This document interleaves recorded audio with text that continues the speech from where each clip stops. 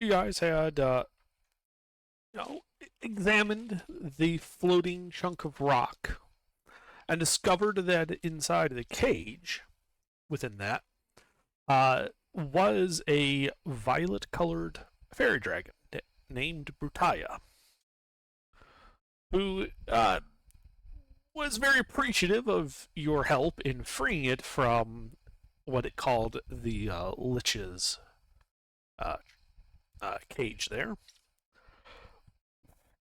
And in your conversation, it offered to lead you to the lost city of Wheeze, as it knew where it was. Along the way, as you started heading to the southeast, you encountered a large pyramid in a clearing in the jungle. A pyramid that was a good like 70 feet to a side and like 40 feet tall at its peak. As you, it While it had no apparent opening, it was after your examination you realized that there were several areas on the face where the stone did not look correct. And you realize that it was in fact just a very thin layer of stone that had shifted a bit, um, providing secret entrances into the pyramid. So you originally entered on the east side near the top, where you found some snakes and some loot that turned out to be fake loot and a mimic.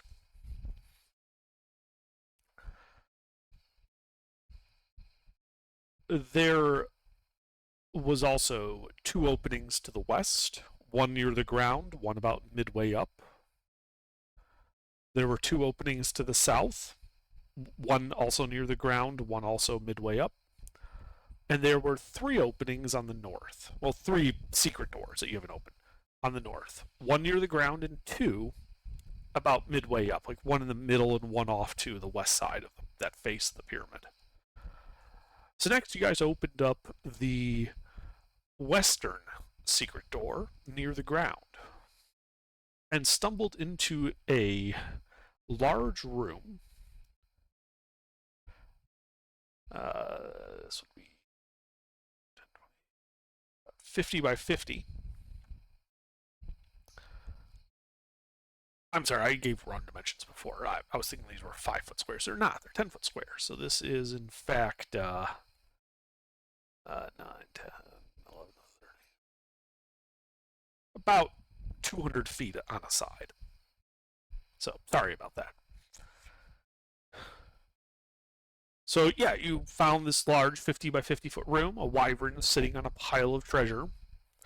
During your fight, you found out that the southern wall was also not quite a wall, which collapsed, revealing a 30 by 30 foot room, which contained a bunch of sarcophagi, which had a bunch of mummies in them, which also joined in the fight. Eventually, you put all of the mummies back to sleep, and the wyvern lies slain. So you entered from the west. There is a closed door to the south, and a closed door on the western wall of that 30 by 30 area with a sarcophagi. Other than the sarcophagi area, there's no other way out of the wyvern room.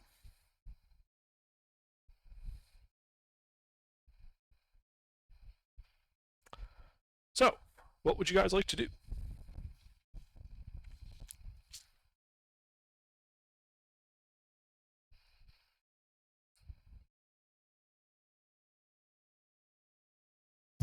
Review that last bit of info, please. There's the wyvern room, the hall we came down from. We already explored the other door. The wyvern fell through the wall, revealing the room with the sarcophagi. Are there any other doors in the sarcophagi room? So, let me back up and just walk you in from the outside again. So, the door to the outside in the middle of the face was a 10-foot wide, 30-foot long hall. There was a door at the far end of it, and a door halfway down along the south wall. Now, first you examined that southern room, which contained a set of 4 chests, which had color-coded scrolls in them, which all turned out to be trapped. And that room was a dead end. You continue to the end of this 30-foot long hall. It's this closed door. This closed door opened up into the 50 by 50 wyvern room. Now, at first glance, there was no other way out of the wyvern room, just the way you came in. But while you were fighting the wyvern, you managed to hit the southern wall, and the 30-foot section towards the west of the southern wall collapsed, revealing the sarcophagi room. In that 30 by 30 sarcophagi room, there are 2 closed wooden doors, one to the west, one to the south. So the western one would be like facing parallel to the way you entered this room, but offset some like 40 feet to the south from it.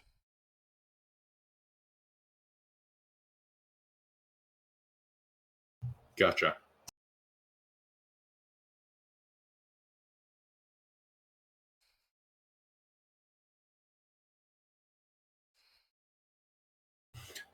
In that case, guys, we probably need a short rest, don't we? I feel like I recall some people getting their asses kicked.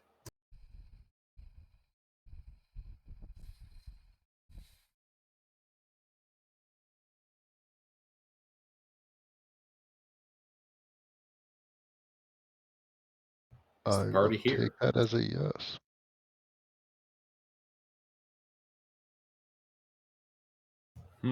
Under, my party seems to have died.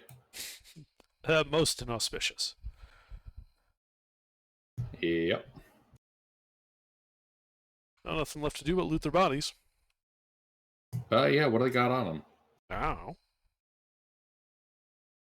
What do you mean you don't know? You're the DM. Well, I presume Mister has this scroll with like this puce, colored band around it. Wait, what? Do they have any quest items on them? Well, he was asking about if you wanted to take a short rest, and no one responded. I'll take the bronze, silver, and gold pantaloons off them.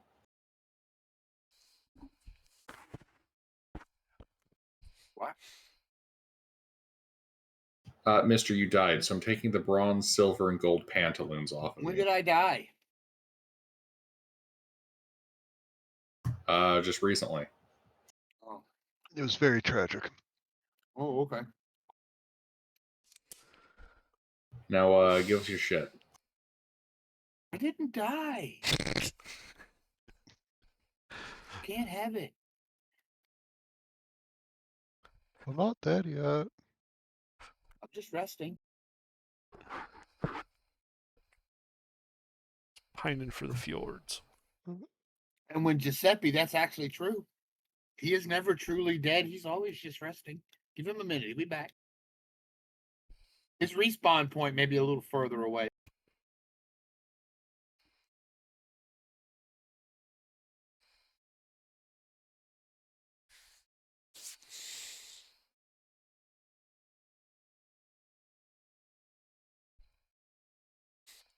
So what do you guys do? What are we doing? Oh, we don't know. Okay. Well, I said we should take a rest because I thought people were injured, but no one's fessed up to being injured. I mean, I got a little Didn't we boo-boo, just but have a rest? No. I'm good. Well, then, if we didn't just have a rest, then yes, Giuseppe is at like 7 hit points. There we go. Okay. So you're hanging out for an hour in the Wyvern treasure room? Yes. Okay. The dust settles. The sun moves through the sky.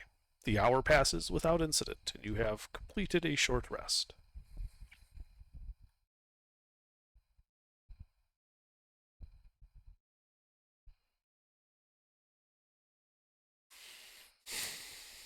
Most excellent. I need HP.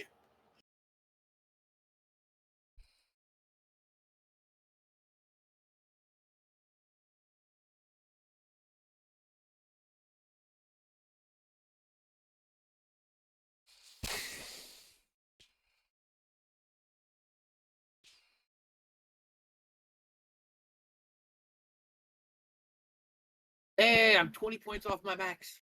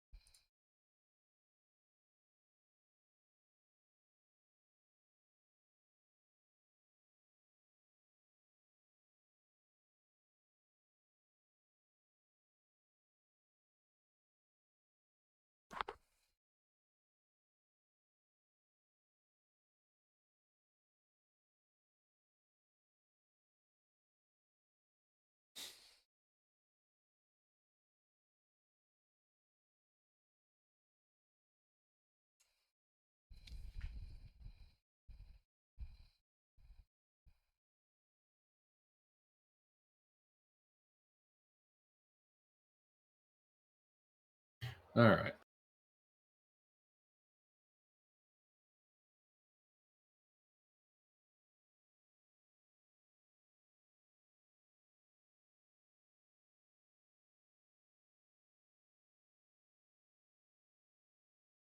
Okay, sorry. Dog was being a clown.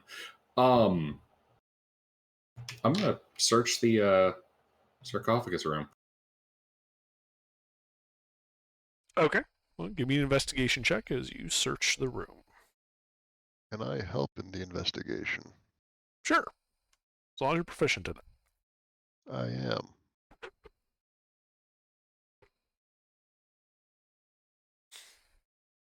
Our cleric could give guidance.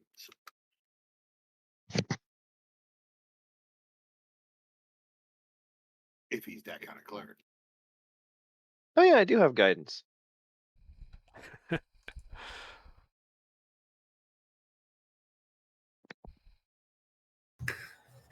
The cleric can give guidance if he's that kind of cleric. Meanwhile, the cleric, can you give me spiritual guidance? Nah, man, that's kind of up to you. We all must seek our own faith.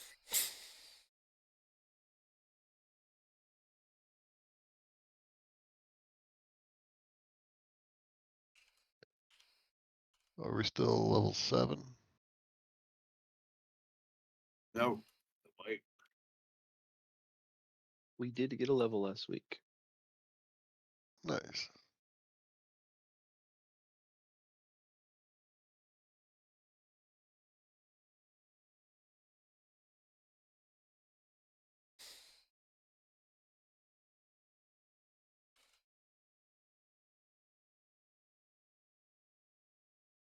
I mean, I wouldn't be averse to a short rest. Or a long rest.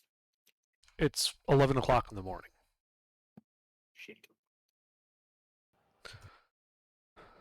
All right. So yeah, you finish searching the room, finding, you can find at the edges where that wall collapsed, revealing that it was in fact just like thin plaster. But you find no other like secret doors or traps in the room. You do also with that investigation can kind of size up the loot that the wyvern was laying on when you entered the room. Mm-hmm. And here it is.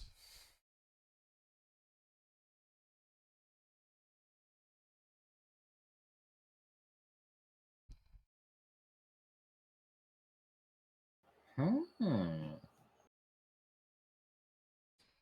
Ah, Hmm. ah. Hmm.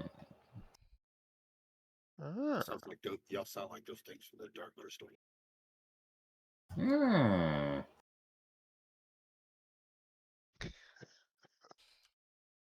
My dogs are looking at me like I'm an idiot. They don't like that noise either. A chest Hmm. of 10 battle axes. Huh. Yes. Like the inside of the chest has like little wooden supports and everything, so like the axes are all standing up nicely.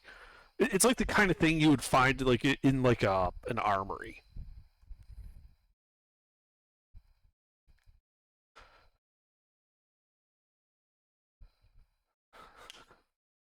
We got a tapestry.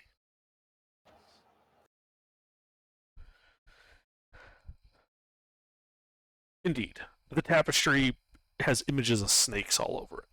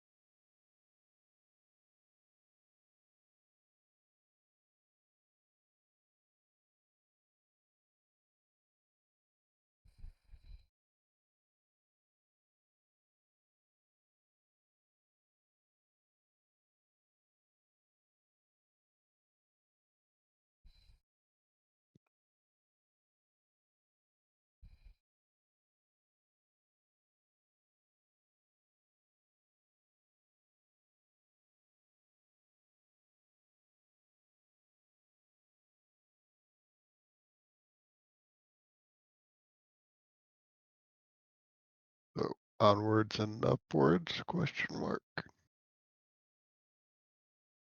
Or are we trying to go down?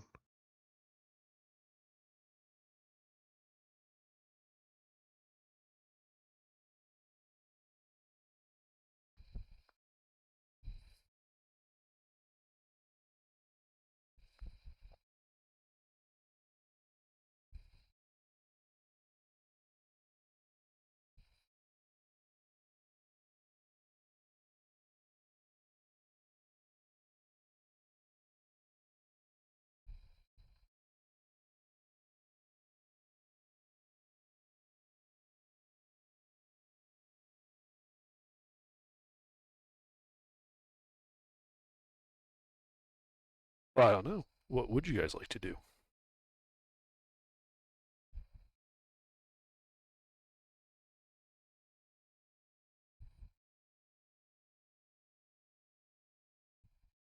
Do you take the barrels of grain? I'm just curious.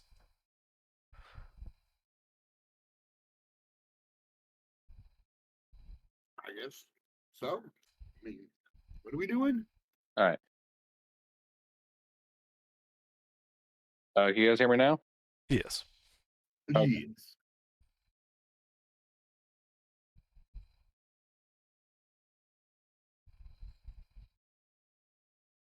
So what do you do? Sorry, just go to my computer's getting a little pissy. All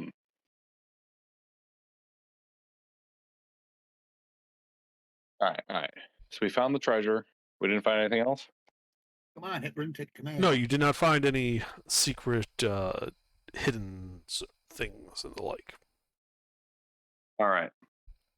So in that case, once we take the loot we want from this pile, head back into the Wyvern room.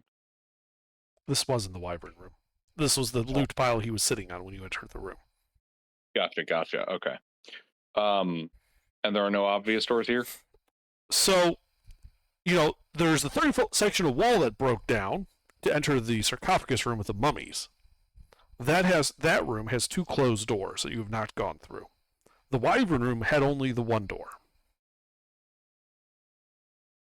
Okay. In that case, we'll go through one of the other two closed doors. Do you go to the south one or the west one? South. Okay. So you walk up this, old looking, wooden door. It's got iron banding on it, though. Looks like at one point this would have been a tough door to open, though no longer.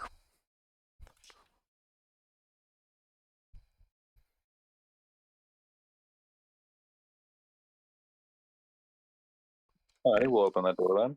All right. Takes a bit of effort, but the door swings open on rusty hinges.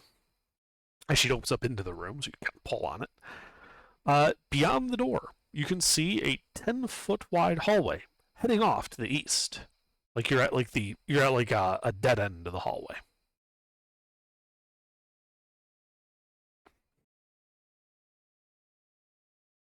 And we'll head to that east area then. Okay. So yeah, you stick your head out into the hall and you're walking down it. You can see that 20 feet ahead of you is a T intersection where you could continue to the east or turn north. You have 6 feet of dark vision, right? No, I'm a human with but a humble either torch or light cantrip. Okay. Well, as you step out into the hall, you can see that in the part that continues straight east, at the edge of your dim light, you can also see a door set into the north wall.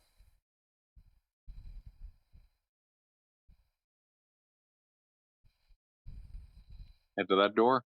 All right. So you walk the 20 feet to the T intersection. North, you can see the hallway continues 30 feet before turning also to the east. And that's when the floor beneath you gives way. And Hebron, I guess you were out in front, so I need a dexterity saving throw from you.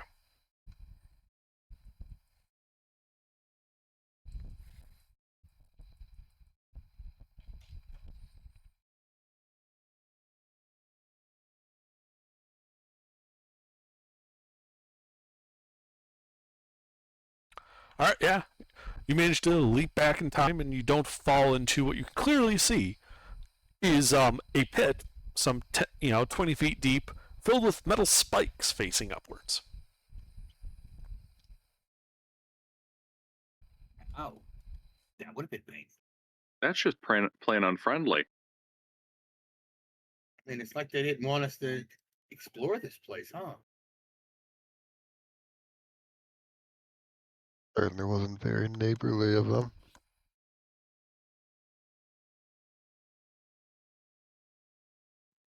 Is it the whole passageway?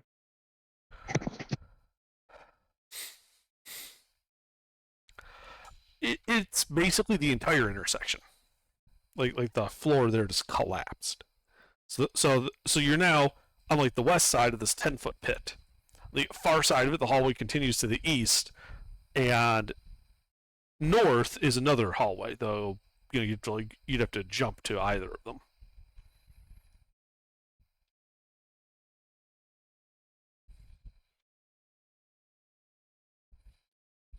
Yeah, we'll jump. You're jumping to the east? It's the north. Okay.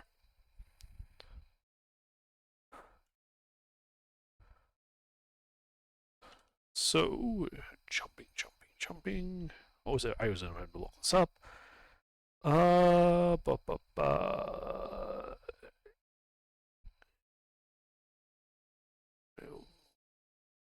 And cover number of feet equal to. So, does anybody have a problem making an 8-foot jump, since you're kind of jumping at an angle to get to the north? Run? Yeah, at a run, you can jump your strength score in feet. Yeah, give me. I don't know. Did anybody dump strength? River? No, I did not. Yeah, then we're all All right. easily able to clear that. Excellent. Yeah, so you're all easily able to hop into the north hallway. Ahead of you. I mean, I dumped X, but Well, no, but this is athletics. So, yeah, this is entirely just based on your strength score, how far you can jump. All right, yeah, so you guys take it in turn to hop across the pit to the north face, where you can see that the hall continues to the north 20 more feet and turns to the east.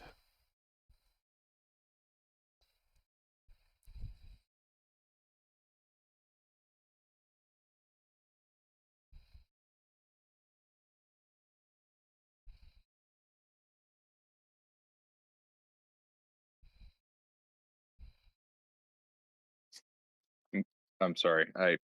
Maybe it's not Discord, maybe it's my internet. You said we go to the north and then what happens? You can see that the hall continues 20 feet to the north and then turns east. To the east. Okay. So you go up there. The hall goes east about 20 feet, then turns back to the north. I assume you just go to that corner. Mm-hmm.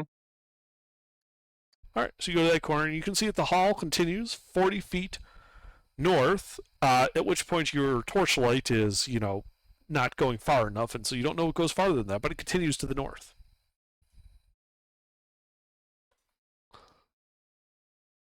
If the passage goes to the north, I go to the north. All right, so you go to the north. After 20 feet, you can see 40 feet ahead of you another T intersection where you could continue north or turn west. Another 20 feet. You can see that if you go north, there's only like a 10-foot section past the T intersection and a closed, decrepit-looking wooden door. And then after 40 feet, you are at that T intersection. So you kind of look, around the corner to the west. You can see that the hallway to the west goes as far as your torchlight can see and continues on yet further.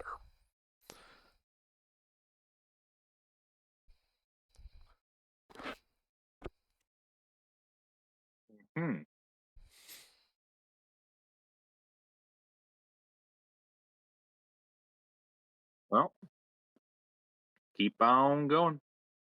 Which way, north or west? North. All right. So as you start to make your way across the intersection, the floor underneath you gives way, and I need another deck save from you, Hebron.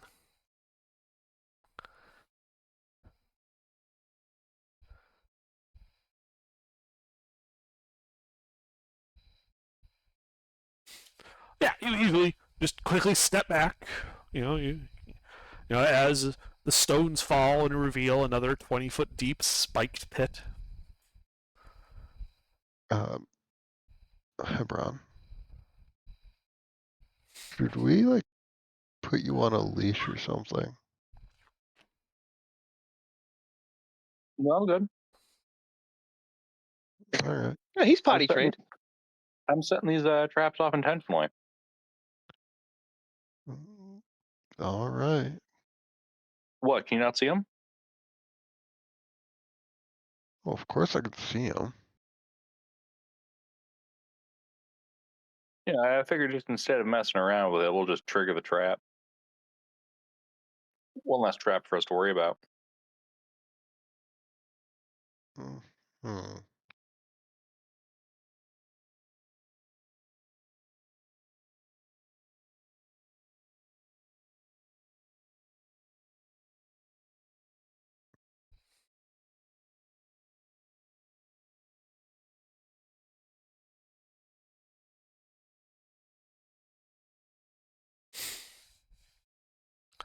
All right. Well, if you guys are continuing on, you can just hop across.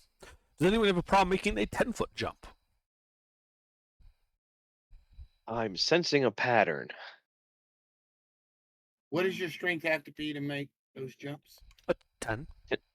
You can run, so your strength score. Yeah, if you have a strength of 10, you can make that jump without any problem.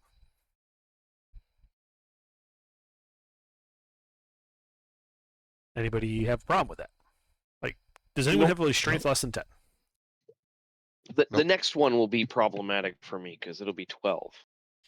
8, 10, 12. So it's based on distance, right? Yeah. This is a T intersection you're trying to jump across. Before you guys were jumping from the west to the north at an angle, so it was slightly shorter than 10 feet. It's not that they're getting longer, it's you chose a longer distance to jump this time.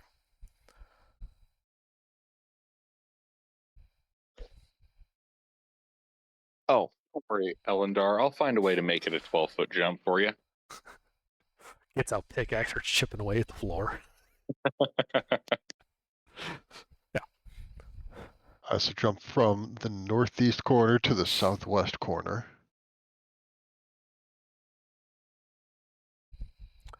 Yeah, that would be the way to make it 12. Would be if this was like a wide open thing and you were trying to jump from corner to corner. Anyway, so yeah, you can all hop across this decrepit looking wooden door in front of you. I open the door All right, you. using my hands. Yes. Yes, you do. The door swings away, revealing a 30 by 30 foot room. The smell of mold and parchment fills the air. On the eastern wall, another closed, crumbling wooden door, and set into niches all along the perimeter of this room are mummies. 14 of them, to be exact.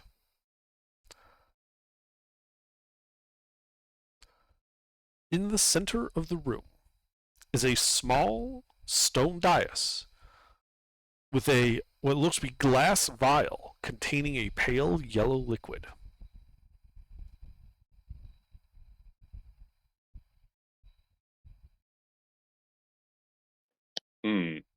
I sense a trap.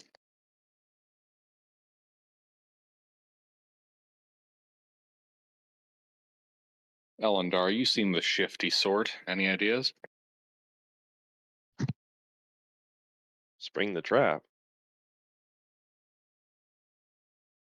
You want a 10-foot pole to do it with?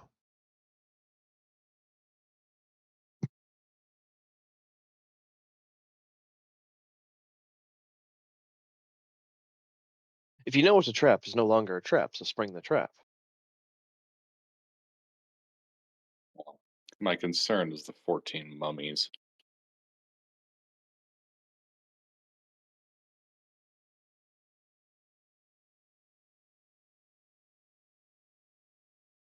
Well, how bad do you want it?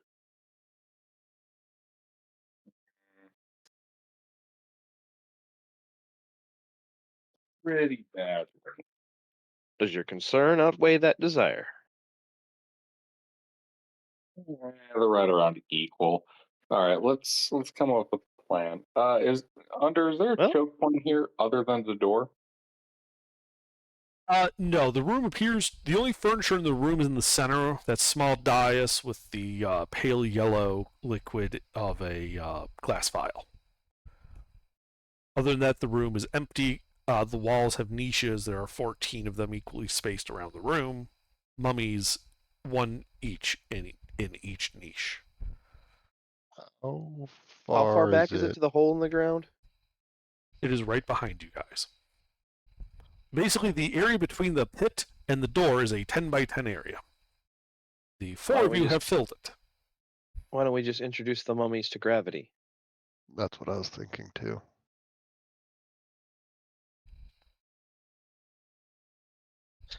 Everybody get to one side, everybody else get off. Hebron, since you can actually take a hit or two, you spring the trap and then jump across. Mummies will follow you, and we don't have to do anything. I'll hang out on the Sounds good to farthest me. side with my Drake. Yeah, Giuseppe, River, and I all cross back over the way we just came. Hebron goes and annoys the mummies and then joins us.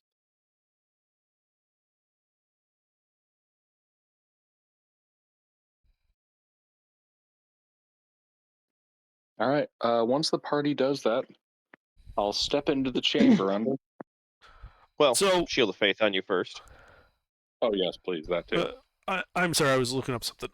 So who's where? We all cross back the way that we just came, so back across the 10-foot. Okay. Hebron stayed, and he's about to walk in the room and bother the mummies. Okay. That's fine. So you're all back on the south of the pit. He's on the north end of the pit, and about to enter the room. Are there any And mummies visible from here? Do you have dark vision? Yes, 60 feet. So 50 feet to the north, in the section of wall opposite the open door on the far side of the plinth with the vial on it, you can make out like two mummies, one in each niche. All right. I'm going to ready an action when Hebron is going in to shoot the mummies if they start moving. Okay.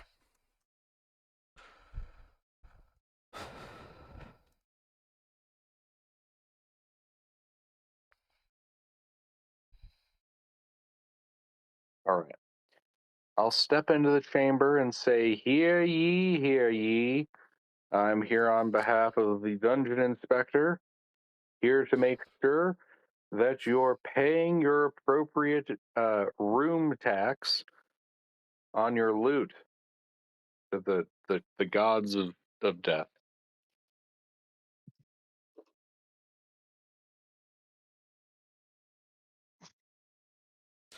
All right. You In walk response, in, and with your proclamation, nothing happens.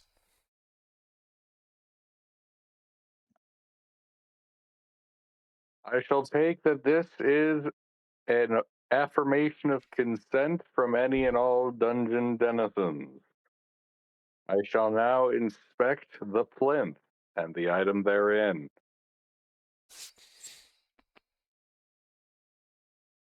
I go and I pick up the item on the plinth. Okay. So you walk over to this vial with the pale liquid, and you pick it up. Comes easily up. It was set, it was kind of set into a like a quarter-inch deep, like round depression, just to like hold the vial. The bottom of which, because the vial is about an inch wide, looks to be a negative impression of a key.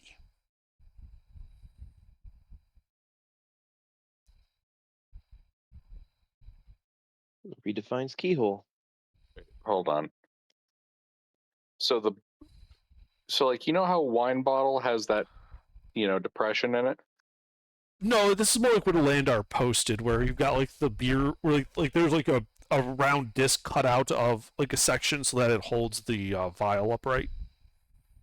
Not the vial itself, what the vial was sitting on. You picked up the vial, and what remains is what he's describing. The vial is in your hand. He's describing what it was sitting on. Yes. I forgot that. Okay, so it's a flat bottom vial which was Yes. covering up a depression with a key-shaped hole. Well, with like the negative impression of a key, like you would pour, like say, molten lead into there to make a leaded key. Right. Key-shaped hole.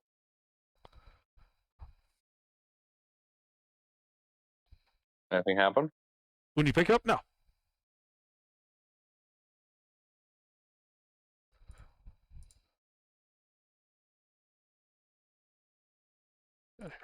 This is, I think, a little bit more clear about like what type of depression I'm talking about. Like it sat in one of those, and you picked it up at the bottom is like a negative mold of a key.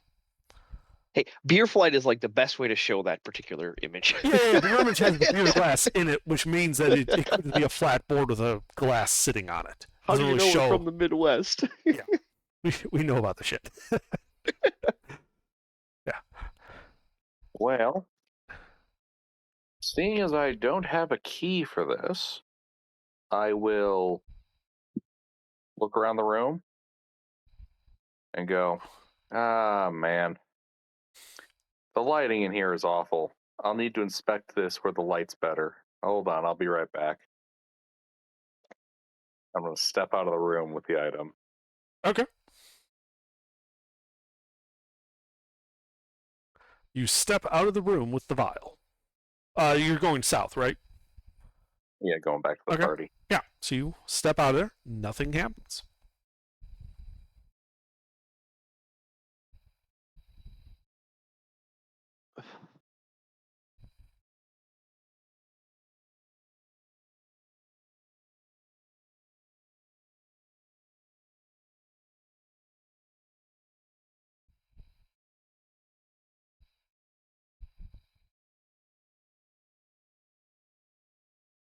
Well, what do you do, Gilbert?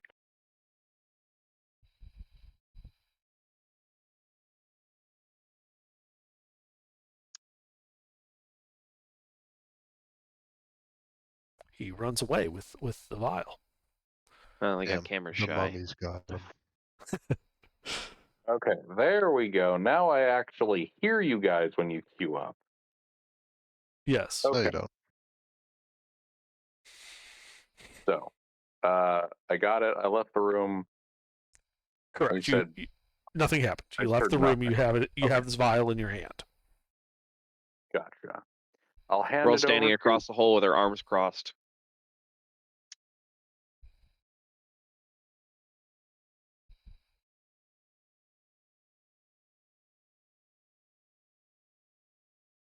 I jump back across, and I'll pass this over to Elendar. I'll sample the goods. I don't have identify prepared. Okay. So you just dip your pinky in and kind of swish it around in your mouth. Yeah, give it the old the cocaine treatment to make sure it's legit product. Okay. Yeah, she's like rubbing Rub it it on the teeth. all over your teeth and your gums, and it tastes really fucking nasty. Hmm. And I need a con save against poison. Yeah.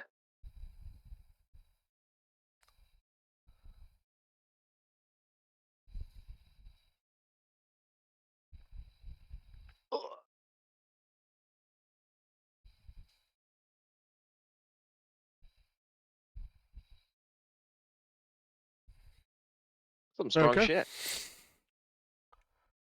You take 3 points of poison damage. As you also note that your pinky is getting rather sticky, and your mouth is getting harder and harder to open. Hmm.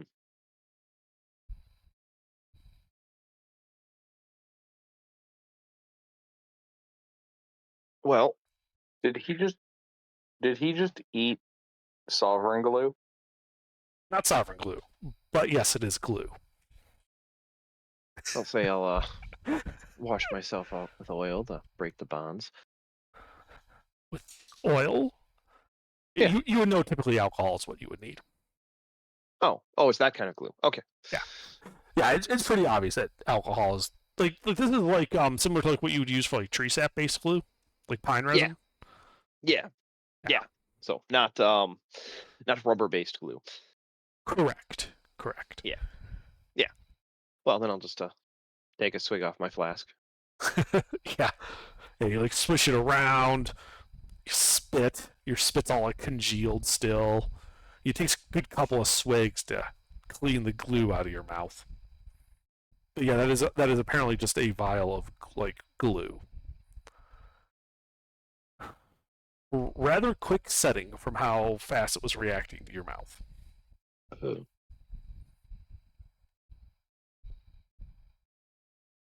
Okie doke. Vial of super glue.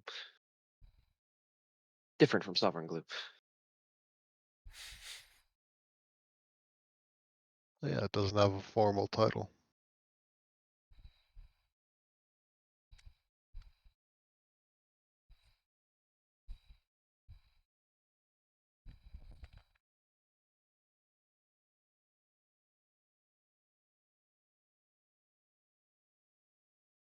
Was there anything else in there, or just a bunch of mummies and some glue? Well, it was the door that heads east. I know. I was asking Hebron. Yeah, just that, and a depression for beer that happened to have a keyhole in it. Keyhole. Like a Like it mold. unlocks something? Oh, like a mold. Well, aren't you It Mr. could Metal? unlock something. Aren't you Mr. Metal? Yes, Couldn't you use the mold to make the key in case we need it later? I could. I don't exactly have much in the way of metal on me.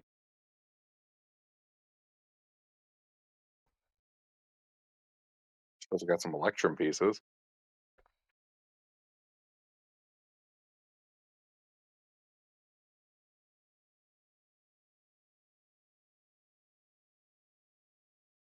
Well, we'll make a fire.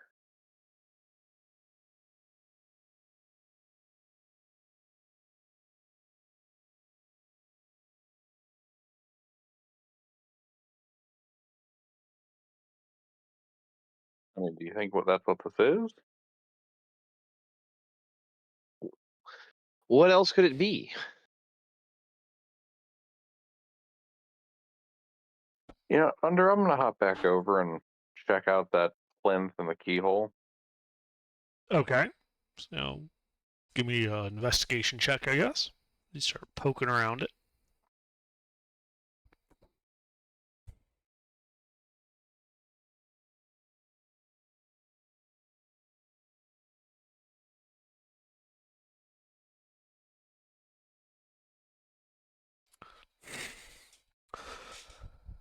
All right. Yeah. So you're poking around this plinth, and it appears to be made out of the same stone that the rest of the pyramid's made out of. Like it's part of the original construction.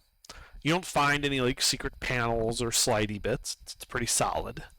The only real thing of note is that in the top of it is this small circular depression, in the bottom of which is like the negative of a key, similar to what you'd use for a mold. With a 23 investigation, you would also easily recognize that that door to the east does in fact have a keyhole. And it would be about the same size as this key.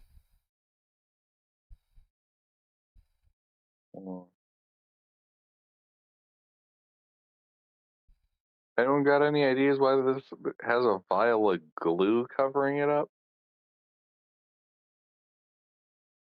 Because it's sealed airtight. That means it doesn't want air to get into it. Into the mold?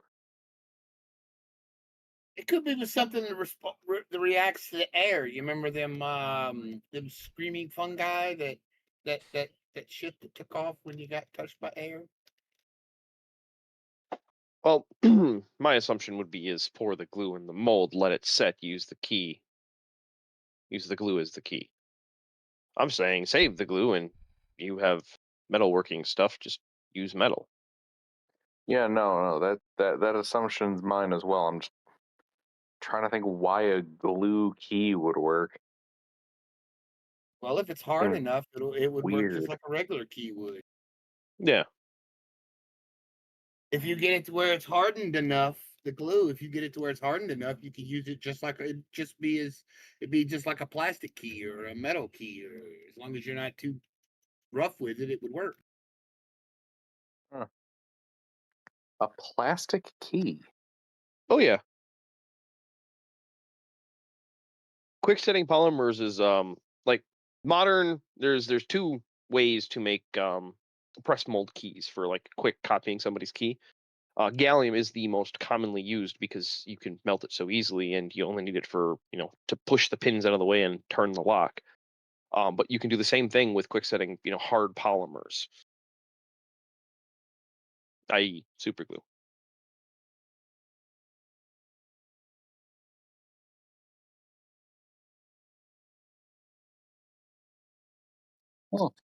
The more you know. Well, we'll hang on to this then, and I'll do you guys think electrum will work? Well, it's better than silver and gold individually. All right. I'll melt down some electrum pieces into the mold. Okay. You do have smith's tools with you, yes? Okay. Yeah, it's going to take about 10 electrum coins to kind of fill that area. If only it was more. All right, but yeah, you get your little forge set up. Start melting down some of the electrum coin that you have. Eventually, you get it, and are you just pouring it into the mold? Yes. Okay. Yeah, so you pour it into the mold.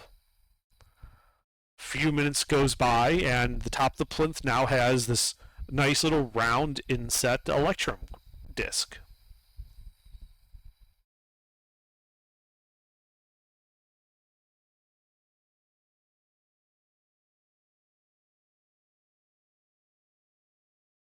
Wait, hold on, it's a full disc now?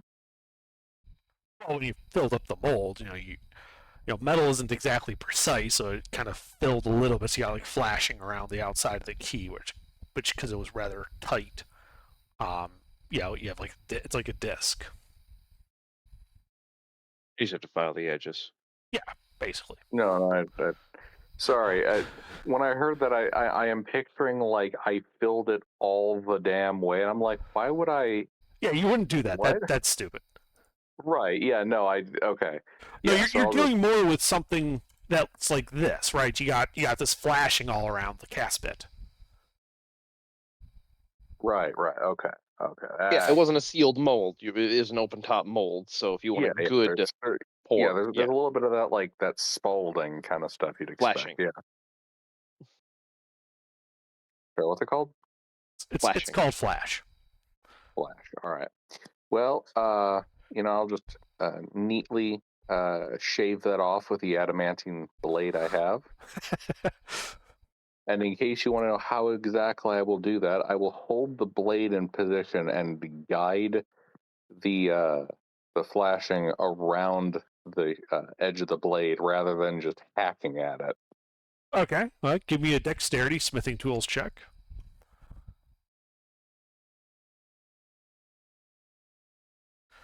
You're using adamantine to cut electrum. If you screw up, you'll cut the key up and you'll need to redo it. What's our proficiency bonus right now? You're what, level 7? 8, 3.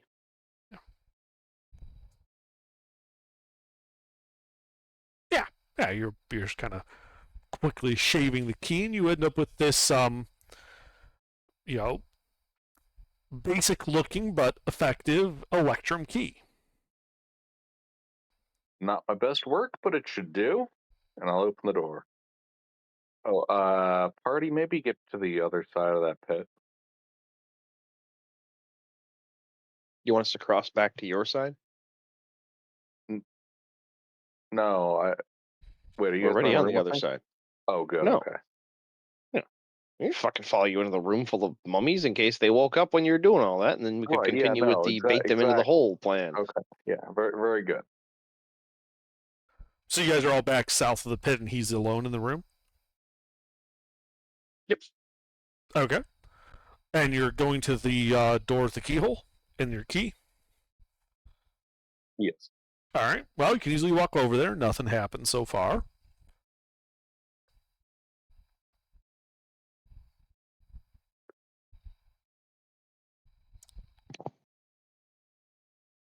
All right.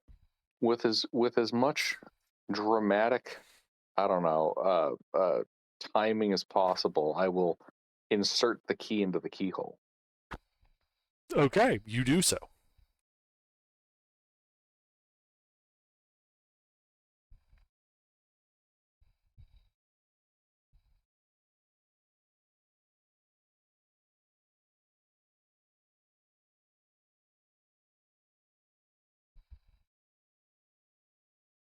You are holding the key. You've just inserted into the keyhole.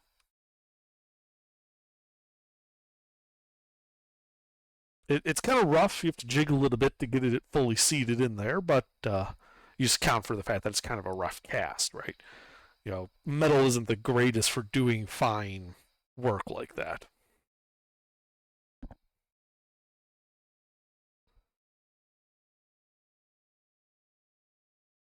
Mm-hmm. I will turn the key. Clockwise or counterclockwise?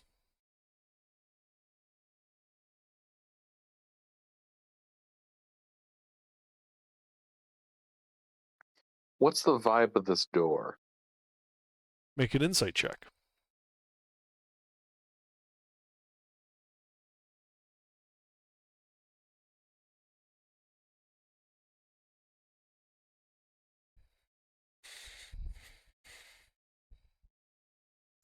Hinges are on the left. The door swings into this room. You know that generally speaking, you rotate, counterclockwise to kind of retract the bolt from the right. All right, counterclockwise then. Okay. So you start trying to rotate it counterclockwise. It is you just apply some gentle force, I assume. And it doesn't appear Yes, to move. gentle force. Clockwise. It also does not move.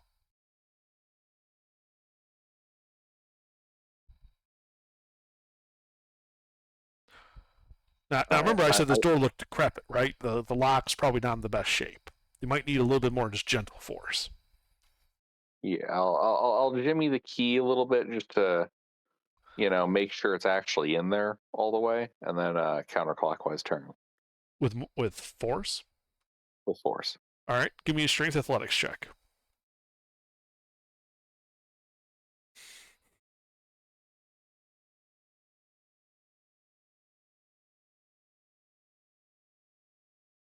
Okay.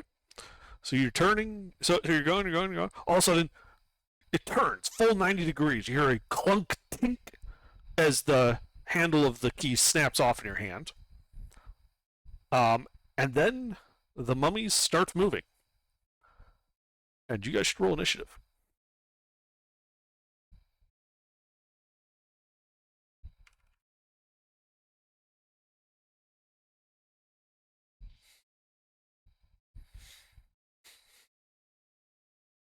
Well, there's my second nat 20 of the night. Apparently, I really don't want to be here with the mummies.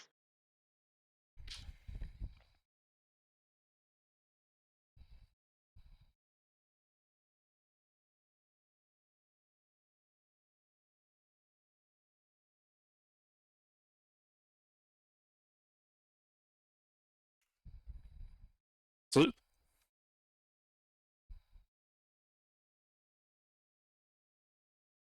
Is Sleuth awake? River. Yep. Roll initiative.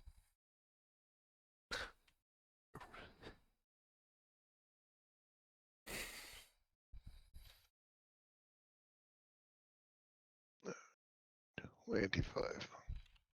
All right, River. So yeah, you guys are standing south of that pit.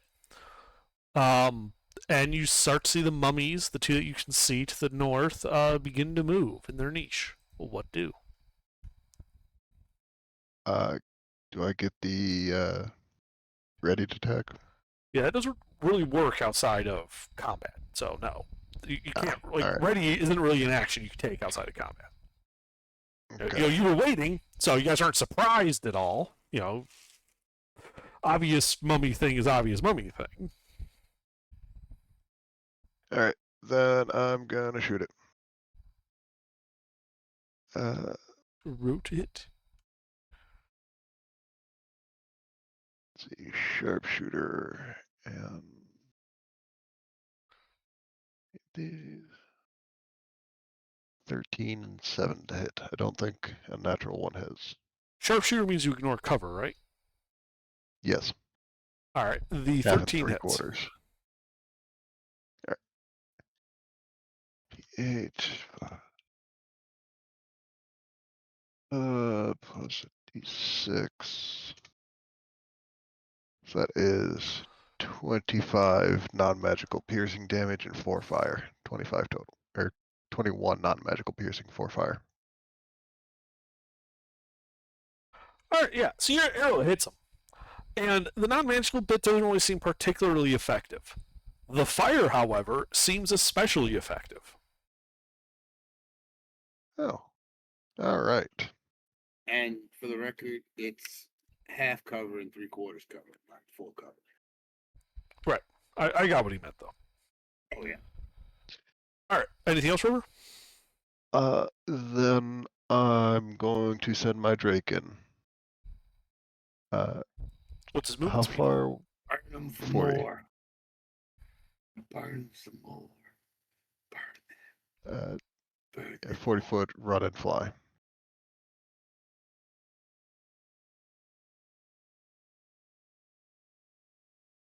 Okay, 40 feet. So that would be 10, 20, 30 feet would just put him inside the room. And then 40 feet would let him hit one of the mummies to the left or right of the door once he's in there that you can't see from your position. go with left. Roll to hit them.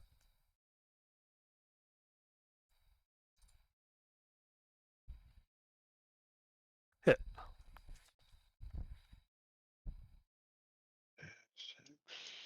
3 plus a d6. So that is 5 non-magic piercing and 1 fire. And that is my turn. Okay. So yeah, Hebron, you can see that the Drake hits this mummy. It isn't particularly effective, except for the fire, which is extremely effective. Hebron, it is your turn. There are 14 mummies in the room, moving, including 2 that are basically starting in melee to the north and south of the door. What do? All right. What I'll do then is, avoiding getting any space, I'm going to run out the door. Okay. Well, there are 2 that are basically flanking this door, so you're already in melee with 2 of them. Woo! Disengage. Okay. Oh, Yeah, you can take the disengage action. You then run for the open door. That would be 10. That'd be 20 feet of movement to get to that door from your position, right? Yeah, 20 feet. only shot. Those mummies are a little bit further away from the door, so you can get through the door without going through their zone of control. Shut the door behind you. So yeah, 20 feet to get to that door. Anything else, Hebron? I'm going out the door. I'm getting to the party.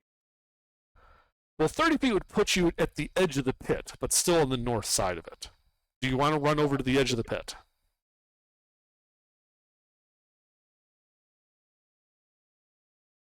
Okay. Sorry, I thought the distances were a little closer. In this case, I will not actually disengage from those undead. I will simply run past them. Well, away from them. Okay. Yeah. Well, then in that case, they will take their tax opportunity against you. They are lame losers who cannot strike me. They flail ineffectually. If I was naked with no shield and had a bad limp, they'd still miss me. They're mummies.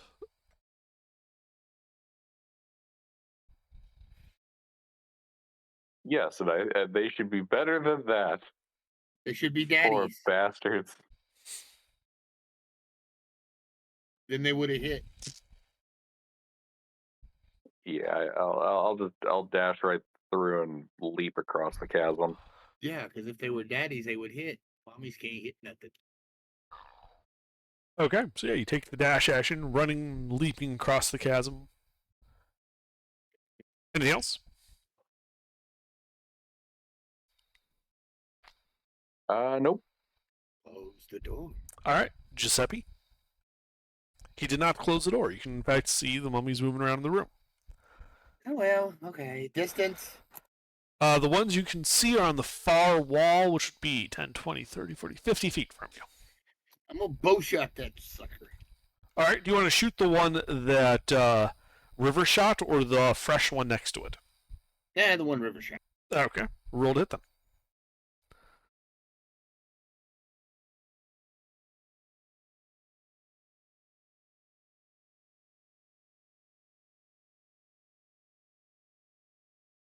You hit them.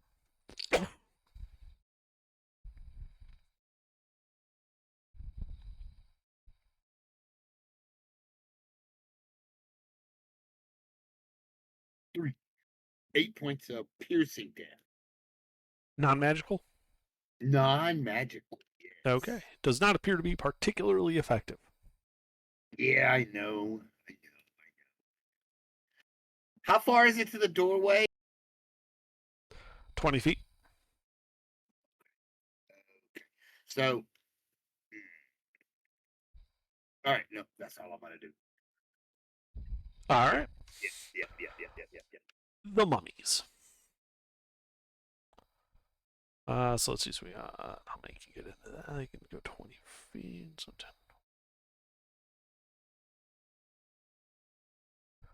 Oh boy. So you guys watch in the room as you slowly lose sight of the Drake as the mummies all move to surround and hit it. Good. I will our need. Drake. Say again. Is it what Drake? The Arch. Oh, that's right. Okay. Yeah, River sent his Drake in. Yeah. I will yeah. need the Drake to make a Wisdom saving throw versus Frighten.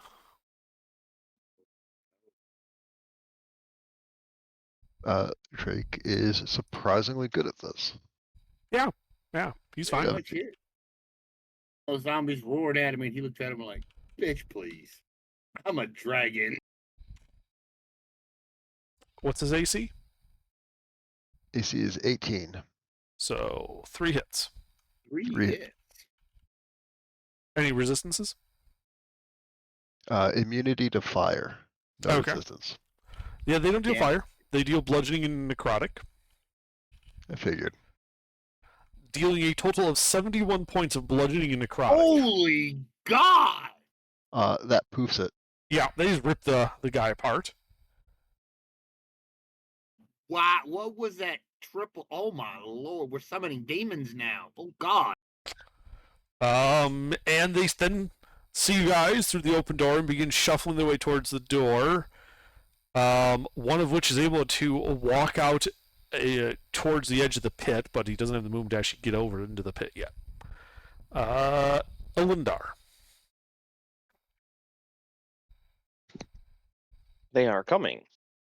One so far has come. Well, they have to get across the pit first. They can't jump, so they're gonna body each other and just use the staircase or something. I don't know. How deep is the pit? 20 feet deep, filled with metal spikes. I actually want to see this. If they're gonna just lemming off the end of it, stand there at the edge and go, "Grrr." Let's see. So, for my turn, Yeah. Mhm. I would like to stand on the edge, but leave room for Hebron to be able to jump across. Or did Hebron make it across? Or I Hebron is on forget? your side. Yeah. Yes. Oh, okay. All Well, then I living would like friendlies to- are on your side. I'd like to stand on the edge of the 10-foot across pit. Cast. Put the lawnmower. Okay. And cast Spirit Guardians at 4th level. All right. I believe it's a 15-foot radius. Yes. Yep, 15-foot radius Yep, when so- they enter or start their turn. Anything else? Doesn't that also fuck up movement speed? It does fuck up their movement speed. It does fuck up movement speed, yeah. Oh, they might just They're start gonna get tripping in the cut up and- hole. Yeah, they're gonna get cut all up and fall in the hole and kill each other. It's just gonna be so epic. So yes, my faceless shades and tattered robes start dancing around on the other side of the hole, and I forgot to look to see, is that a action? So nope, that's it. And 4th level, so River. Just to check, Spirit Guardians isn't difficult terrain, right? It doesn't. I don't believe it counts as difficult terrain so much as it just halves their movement speed. I can double check on that though. undesignated tutors start enter in area half speed. All right. That's a bit too many for me to fight effectively with my bow, so I'm going to turbocharge the lawnmower. I'm going to cast Web so that the 20-foot cube has its closest point in melee with Elendar. If they fail a dexterity check or a dexterity save inside of it, they are restrained. Even if they succeed or if they break out, it is difficult terrain. It lightly obscures. Okay. Let me get the full wording for it. Yeah, I've got it in front of me. So it's a 20-foot cube. So you're kind of filling like the 10-foot wide, 10-foot tall zone on top of the pit, 10 feet down into the pit, and the 10 feet by 10 feet by 10 feet area this side of the doorway to the room. Is that your intent? Yes. Okay. My suggestion: cast it above so it catches their heads. That way, when they get to the pit and fall, the web doesn't stop them from falling to the spikes. Well, right now they can't even. They would be going through the web to get to the pit. Yeah. And then the blades have to swing and spin. And then, then the pit. Yeah, we want them down Alright. in the pit. So if you cast it Um, where you said, it would extend down into the pit and basically prevent them from falling into it. How big is the pit across? 10 feet? 10 by Yeah. 10 by 20 deep. Yeah, can I just cast it higher then? And will that still count as difficult terrain?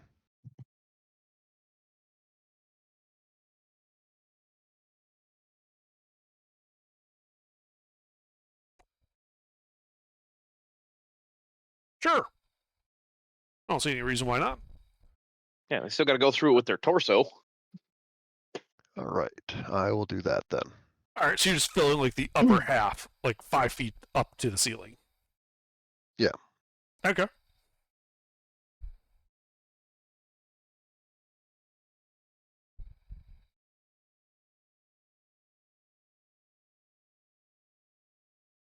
Anything else? That is my turn. All right, Hebron.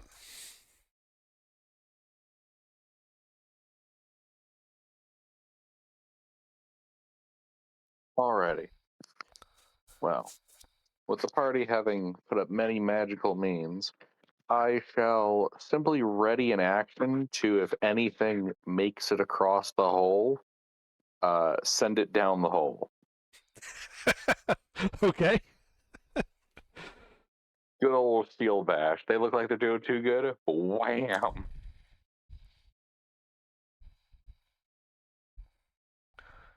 Oh, and then I shall taunt the skeleton, the mummies. Okay. Sure. Anything else? Nope. All right, Giuseppe. I'm just gonna hold my action and like Hebron did in case something gets close. I'm gonna make sure it's dead. Okay. And that's all. And that's it. Yeah. All right. So that one mummy does start his turn in both the web and the spirit guardian, so he will need to make dex and wisdom saves, I believe. It was. All right, we'll start with the wisdom save, which he fails. Not looking good.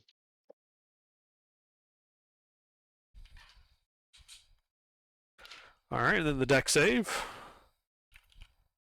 16 Dex is only necrotic. DC 14. Oh, he is in fact. Oh wait, did you say necrotic damage? Necrotic.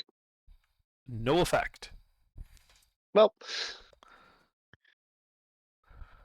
I mean, they're zombies. You should have known necrotic wouldn't have any effect. it hurt the other ones. Yep. Yeah, these are a little bit beefier than the other mummies you faced.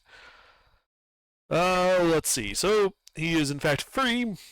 He still is affected by the whole halved movement speed from Spirit Guardians, but that's regardless of the save or damage. Yeah. So he is then, I think, counted as difficult terrain. So he was at the edge of the pit. So he's going to attempt a jump across the pit. Uh-oh. This is Right gonna into go the well. shield of right into the waiting shield of Hebron. He Nope. doesn't have the movement. So standing halved. a standing jump requires means it halves his normal jump distance.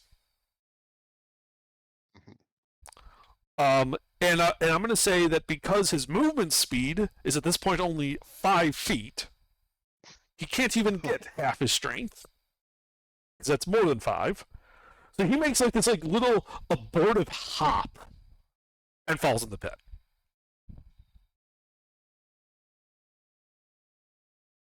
Where he hits the ground and you hear this shlink sound as he lands on the spikes.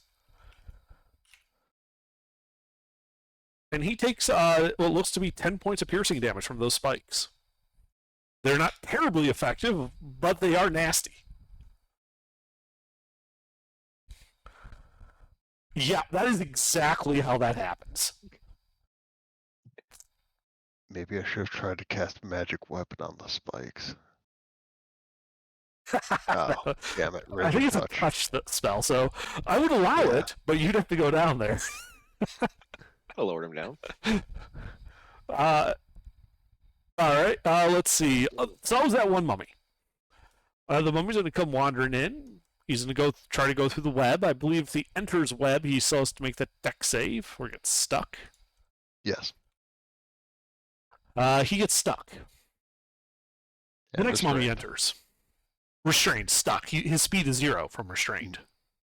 Yeah. Speed is 0 regardless of bonus. Yes. The next mummy comes in, also gets stuck.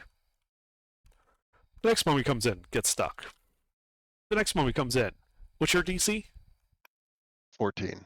Oh, Go, he doesn't get stuck and starts kind of plowing his way through at, he takes a dash action, starts hurrying, enters the Spirit Guardians, and basically comes to a standstill at the edge of the pit. Because he can't take any damage, so there's no point in the save. Yeah. We don't need to make the save for mine. It's just for the movement. Exactly. You can, and then, let's see, the next mummy tries to come in. This is going to be a whole lot of the DM playing with himself He for a gets couple stuck. rounds. You can see the rest of the mummies trying to push their way in, but they can't physically move past the 4 stuck mummies in the web before they even get to the Spirit Guardians. Well, Mr. Bowman, I think magic weapon is in order. That is the mummy's turn. Elendar. Better idea. So you I can't- do, Concentration, because web's concentration, isn't it? I do have a Yep. scroll of magic weapon. If someone Well- else wants to go cast it. Of Giuseppe and Hebron, who has the better chance of actually succeeding? I do have 2, but I don't think it matters too much. I don't have proficiency on Arcana, so Well, proficiency is just for writing. You can still try to cast it. it's based Basically, on an my what? int-based check. Yeah. So, yeah, it's an Arcana Ooh. check, right? Under I mean, I have a +1. Yes. So anybody can cast a scroll. It's just whether you succeed or not that matters. Writing I a have a scroll +2. requires proficiency. besides, I have a better idea. That's just as more fun, if it works. So real quick, Gilbert, Gilbert. what's your Arcana? Like a +2. So of the two of you, since I'm concentrating on spiritual guardians and he's concentrating on web, you need to cast magical weapon on his bow so he can start shooting these guys. I was thinking the spike pit because they're all falling in anyways. Well, I could just Have to get smite down it there. across the way. We- Guys, we don't need. I have alchemist fire. I just need to toss that down there. We'll just burn him in the pit. Yeah, in the pit, in the pit, in the pit. Yes, All but right. in the meanwhile, you can still cast and he can do damage and wrap this up faster. I'm a paladin A that has a whip miscast that chance? Are you reaches 10 kidding? feet. I ain't I taking can that hit them risk. across the pit. Okay. I mean, I can. Elendar, it's your turn. What do you do? Dodge. River? I'm going cast, like, to. Fire on the ground in front of them. What was it? I think Elendar? it's. Or is it? I Blue don't have flame any or whatever fire it is? spells. So I'm going to just resummon my dragon. Let's see. Behind That's the an burn them action. from the backside. Yes, action to summon my Drake companion. And Where do you that summon him? is going. I'll put him behind me. He's only a Okay. size medium creature still. So you're not summoning him on the other side of the pit. No, that didn't end well last time. but it did make sure they weren't chasing Hebron as closely. Alright, but that's my turn. Okay. Giuseppe? Oh, sorry, I skipped Hebron. Hebron? All right. Fireball. Yeah, I take it alchemist fire and I just kind of drop it down there on top of the mummy. Whoosh. Ooh, question. Does this count as an attack that the Drake can add its fire breath to? Sure. Alright. That's an extra d6 fire damage. Okay. Well, Gilbert, roll a d4 and a d6.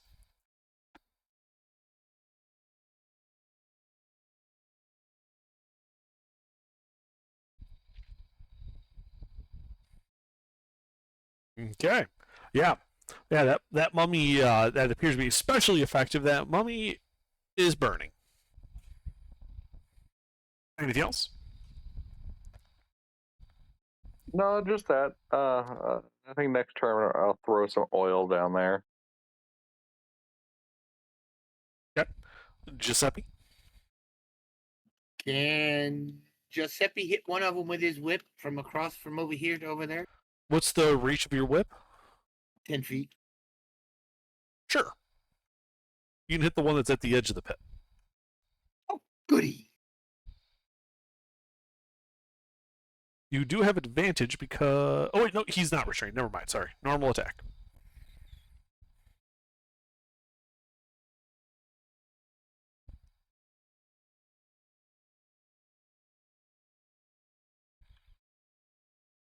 Two hits.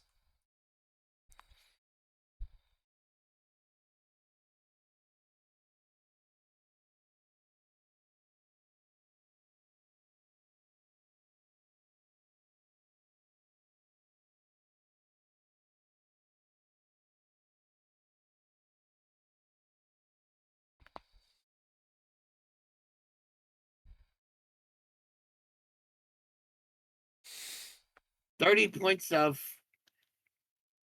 radiant and slashing damage. Is the slashing magical?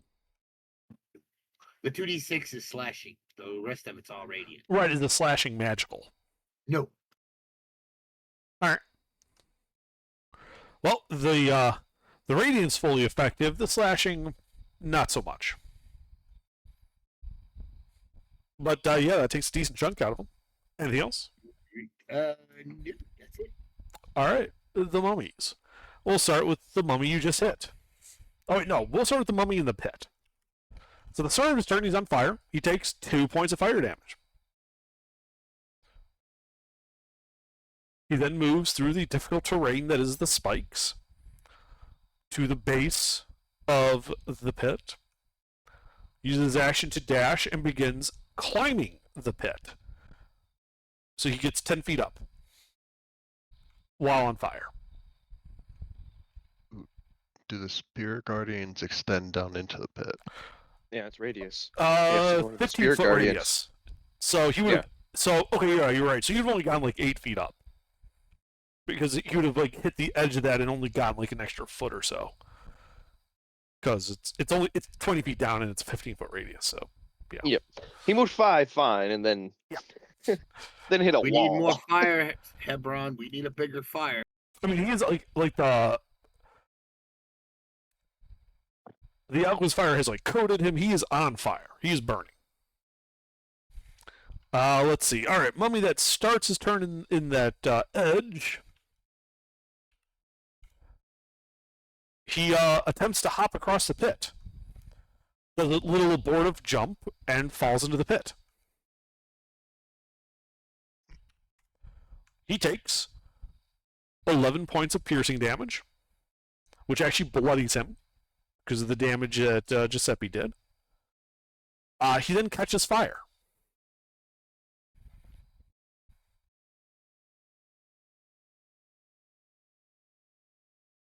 Picturing this all happening on like one spike. We're just getting like a mummy kebab. Well, no, the other mummy pulled himself off as he made his way across the pit. So he like freed up that spike for the next mummy to hit. It was the same spike.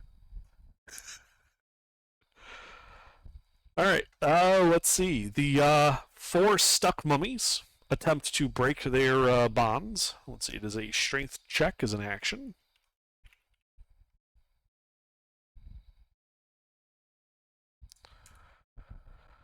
Uh, 3 of them managed to free themselves and walk to the edge of the pit.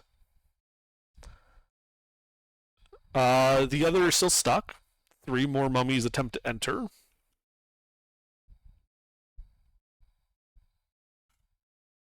They immediately get stuck. The rest of the zombies piling up.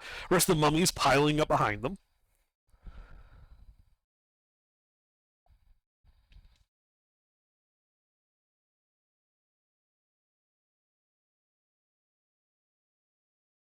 All right. So you got 4 stuck near the door. You got 3 at the edge of the pit that managed to get out of the webs. 1 that just hopped into the pit and is on fire. 1 attempting to scale up out of the pit while on fire.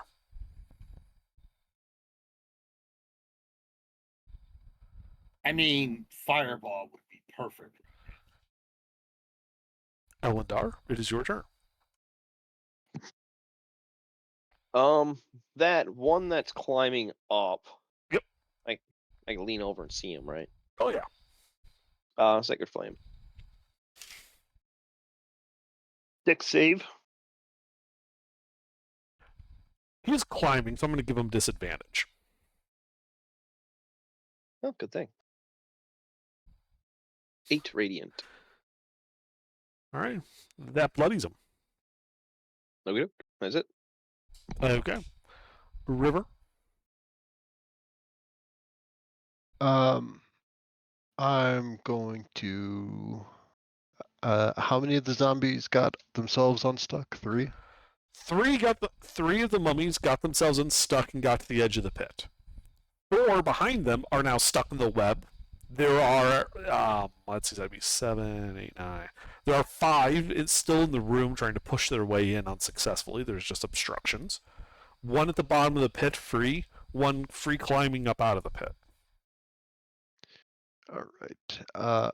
I will squeeze up to the edge of the pit and shoot down at the one that is trying to climb out. Because he doesn't get to have nice things. Yep, you do have advantage because of the range, the height differential. Sharpshooter, because it's funny.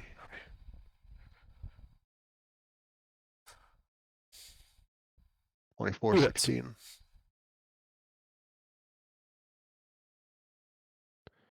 So that is 2 19s, and then the Drake's Fire will add 3 to one of those.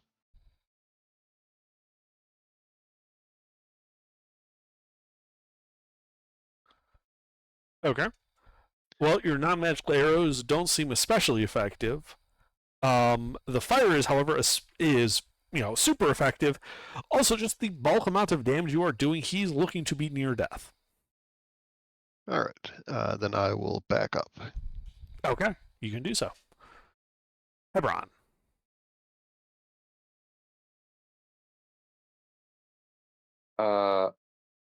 I'm gonna take a couple oil flasks and drop them in. Okay, yeah, you drop some oil flasks in. That fire is not going out at any time soon. Anything else? No, we're just gonna let those mummies burn. Okay. Giuseppe? Is one still trying to climb up? Yes. I'm gonna go to where he's trying to climb up, and I'm gonna cast a spell. Oh, Yeah, what you casting?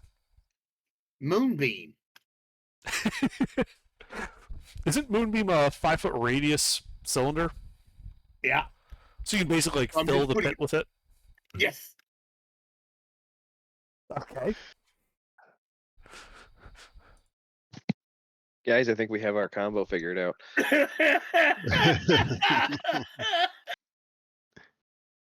All right, so it's when it enters or starts its turn there. So when they start their turn, then they'll take the damage. Anything Yeah. else? No, that's it. Just All right. Well, we'll start with the one that starts his turn climbing up the wall. He is on fire. So he just takes 8 points of fire damage, and the moonbeam doesn't get to have an effect because he just burned to ash while climbing up the wall. Oh, The other one at the bottom of the pit is on fire.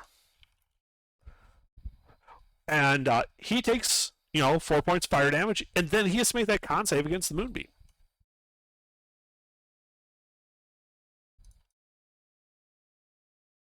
Let's see. Mummies are +2. All right. Does a 12 pass? 12 is my DC. Okay, so he takes half. So he takes 3. Or 4. 4. Yep, so he takes 4. He then kind of wades through the burning oil and the spikes and the difficult terrain. He is just on fire. It's all sorts of hellish down there. And then he's going to start trying to climb up.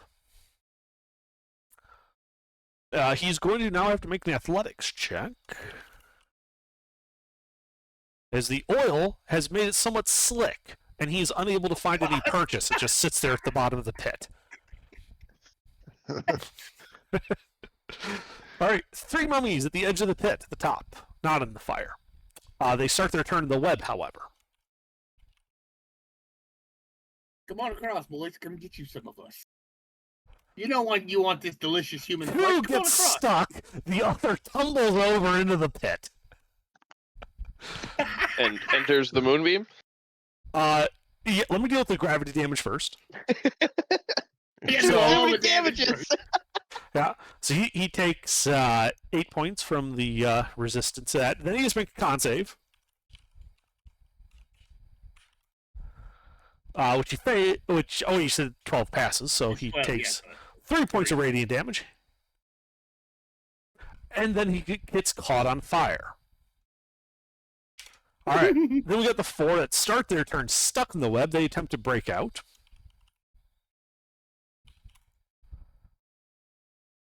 Two of them succeed and stumble forward to the edge of the pit, which is as far as they can go. 2 more mummies will enter and immediately get stuck, blocking the last 3 in the room. And I think that's it for the mummies. Elendar. Who is the either closest or most fucked up?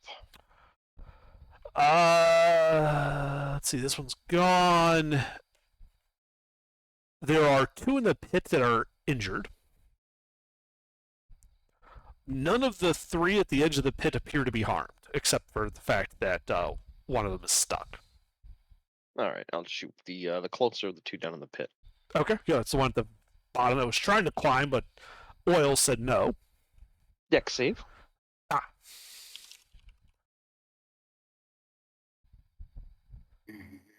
Well, he failed.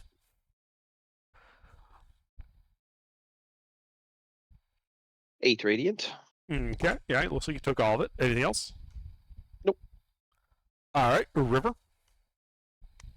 So mechanically, would throwing more oil into fire make it burn hotter and do more damage, or No. just burn longer?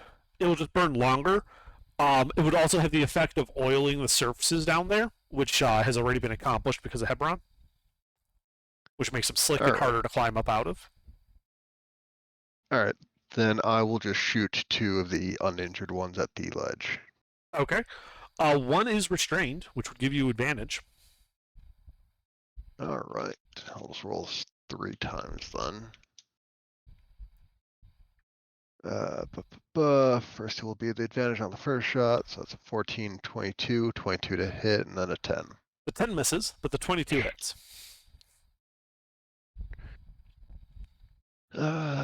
Drake, fire damage is 6. So that is 24 non-magic piercing and 4 fire. Okay, yeah. The fire bit of that seems to be especially effective. The arrow, not so much. Mm-hmm. Anything else? None of them are within reach of the top of our end, right? Correct. There's 2 at the bottom of the pit, 20 feet down, and 3 across just on the other side of the pit. All right, then that's my turn. Okay. Hebron?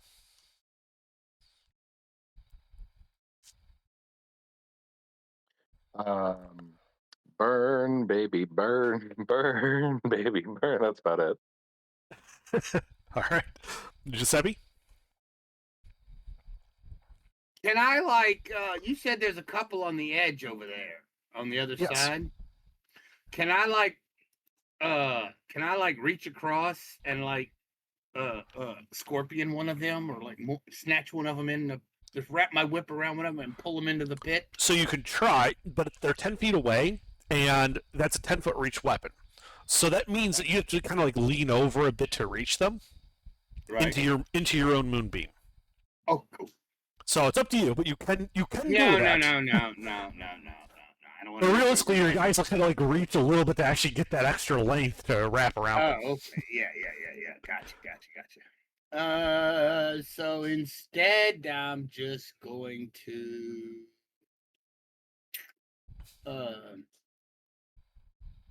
you know what? I have an oil flask too. I'm just gonna pull an oil flask out and toss it down in the hole. Keep the fire going. Yeah. Oh yeah. Yeah. That whole area down there is burning and hellish. It's gonna burn. And that's all I'm gonna do. All right. Yeah. Mummies. So 2 mummies at the bottom of the pit. They take some fire damage first. Not too much though. Then they'll have to make con saves. Running a little bit mixture rich. I think 1 passed. 1 pass and 1 fail. Yep. So 1 takes 4 and 1 takes 2 radiant damage. Okay. Yeah, they so the guy at the bottom of the pit that was on your close side is going to be trying to climb up again.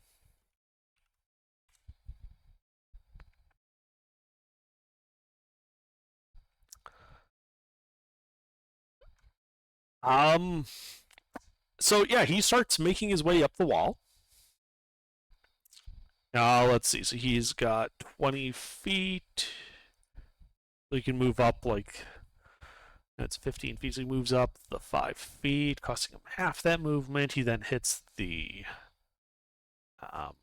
Spirit Guardians, gets slowed way down, gets to 8 feet, takes the dash action, and he basically gets 10 feet above the ground at the end of that, having to take the dash action to get even that far. The other guy's going to wade across the pit and start trying to climb up as well. Yeah, he starts climbing up. He's only got 30, blah, blah, blah. So he's right behind that guy, but he's 8 feet up. So you got 1 at 10, 1 at 8. Just because the Spirit Guardians takes effect and slows him way down. Let's see. Then we got 3 at the edge. Let's see. 2 are starting their turn, but unencumbered. Oops. That was supposed to be -1, but it wouldn't matter. They're stuck. The other guy starts turn there, but he's already stuck, so he's just going to use his action to try to break free. He succeeds in breaking free, and then does the little tumble over the edge, taking 9 points of spike damage, and then he has to make a con save against the Moonbeam.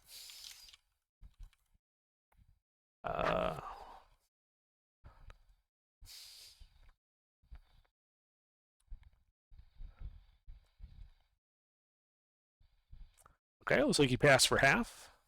6 points of radiant damage. Yep. Let's see. He's also now on fire. The 4 that were stuck are going to try to free themselves. 2 of them succeed. Making their way to the edge of the pit, kind of just filling that area as tightly as they can.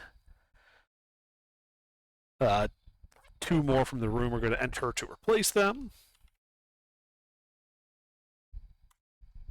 We could XP farm if we could kill them faster. One gets stuck, the other continues kind of pushing up ahead, but can't actually go any further anyway because the area in front of the pit is full. One guy remains in the room. Elendar. 10 foot up the wall. Deck save.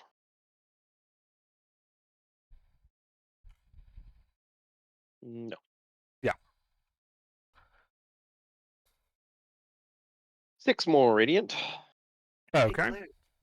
Hey, cleric. Why don't you try turning undead? Because if it fails, if it passes, they're all afraid of you, and they will stand on the other side of the pit and burn to death before coming near you. They're not in the pit and on fire yet. I'm waiting for all of them to get in the pit before I use that one very limited resource I have. Wow, okay. All right. Anything else, Elendar? Nope, that's it for me. Okay. River. 2 arrows into 2 of the unwounded ones. Okay, they are stuck, so you get advantage.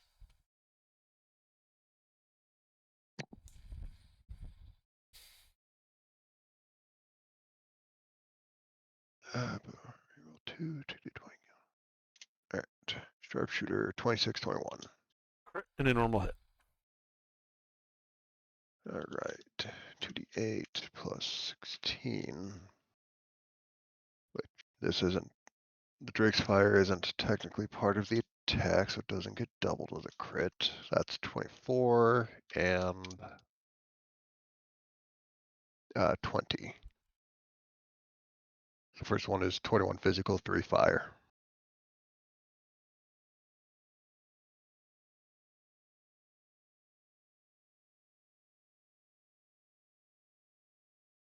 All right, yeah, that does a decent amount of damage to them, even though your arrows themselves don't do a whole lot. Yeah. Anything And else? then still none at the top of our end. Nope, closest one is 10 feet down, halfway. Alright. That is my turn. Okay, Heron. Just let it keep burning. Okay. Giuseppe. Burn, baby, burn. Can I hit the one 10 feet below me without going into my moonbeam? Yes.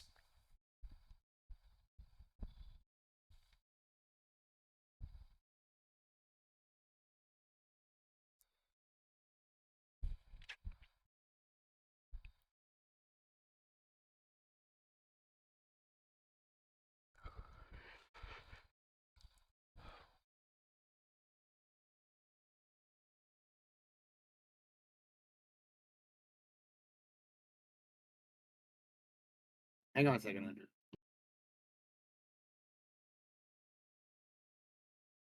There we go. Yay! Yeah, that hits.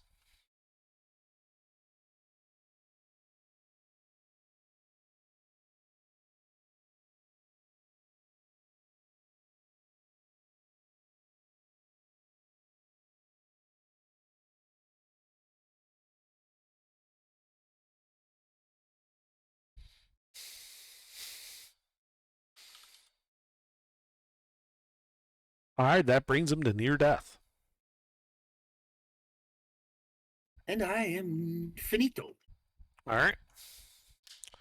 The mummies. Well, we'll start with that first burning mummy.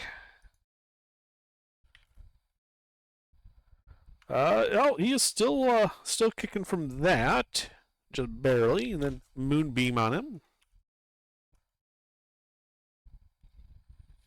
He fails. And the moonbeam basically turns him to ash.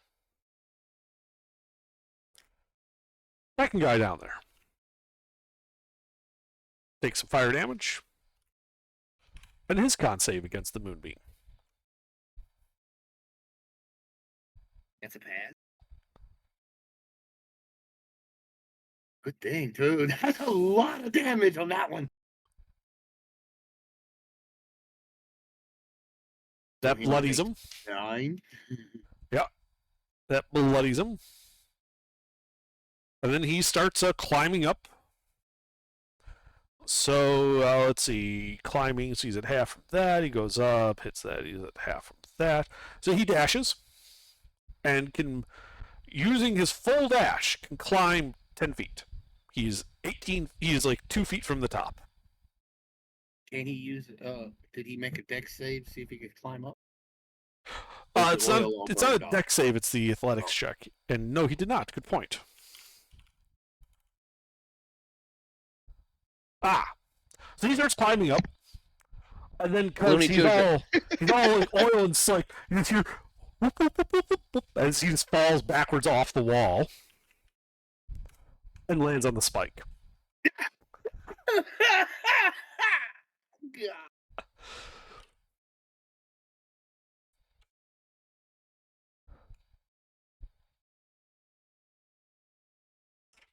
Yeah, he is not doing too well.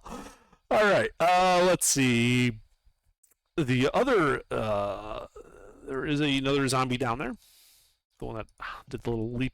The one that did the little leap before. He's going to burn a bit.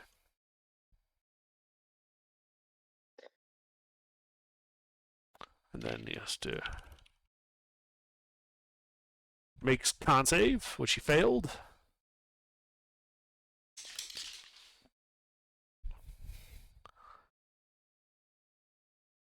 So he's now bloodied as he trundles through the burning oil, gets to the wall, and starts trying to climb. And does, in fact, start climbing, getting 8 feet up off the ground. All right, so top of the pit, there are 2 that are stuck and 2 that are not. So the 2 that are not stuck, 1 becomes stuck. And then we got the 2 that aren't stuck. They're going to try to free themselves. 1 succeeds. And those 2 guys are going to go leaping into the pit. All right. So they're going to take some serious fall damage from that.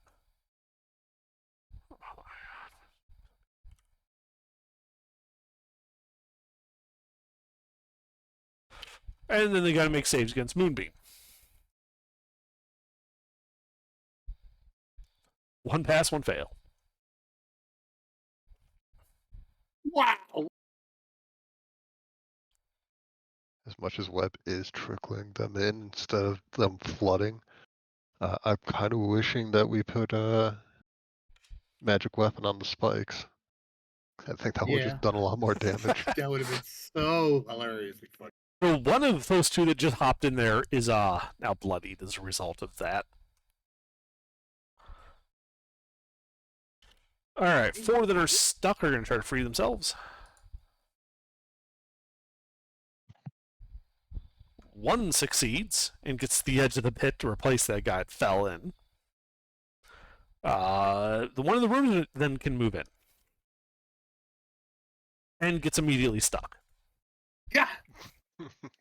There are no more mummies in the room, though. They have all trickled out into the hall, at least. Statistically speaking, it shouldn't be this effective. A DC of I 14, mean, even it for should them, is not be this. It should not be this effective. DC 14 for them is still 1 in 4 getting through without any problems. Oh goodness. All right, Elgar. Now. I mean, at this rate, you have to be concerned that the 1 minute time of Webb might end. Well, they're almost all through now. It really I've been doesn't matter. counting. We can end Yeah, so Webb. have I. He can end his control. He can end his concentration on Webb and cast something else because they're all Webb through is- now. Webb is 1 hour. I thought it was 1 minute. Uh, Oh, you're right. It think is that 1 was- hour. I I'm- just I'm double 1 checked. I just saw the 1. Well, actually, no. I'm 10 minutes. Yeah, I yours was is looking 10 at minutes. fucking Yours is spear 1 shift, hour. Yeah. Yeah. So this is not So going to be an neither issue. of them. Yeah, neither of them are going to go down anytime soon. Anyway, Elgar, is it a is your minute. turn. Yeah, Moonbeam is a minute. Me, deck save nearest. So that'd be the 1 8 feet up off the wall. No, there's one like 2 feet from the edge coming up, Yeah. right? Remember you called out his athletics check and he fell. Oh, that's right. Yes. Hey, Looney Tunes did.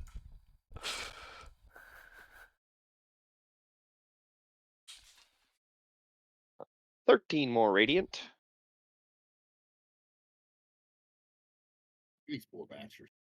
That's it. I mean, this is a Wait, real combat quick. where How I'm many of them are in the pit and how many of them are at the top still? So there are 4 in the pit, Okay, so all the spaces are Four. occupied down there. 4 like at the top of the pit, and 4 deep stuck in the web. Okay, so yeah, there's still a bunch out of the pit. Yeah, that's why I was like, Yeah. I'm waiting on the turn undead. All right, cool. That's it. Okay, River. 2 highest health.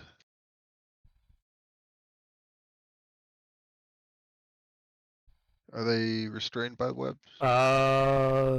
Those. The highest health one is not. Bu- bu- bu- So he's the fresh one that just moved up. 2 hits though. All right. What's my damage? I was just doing this.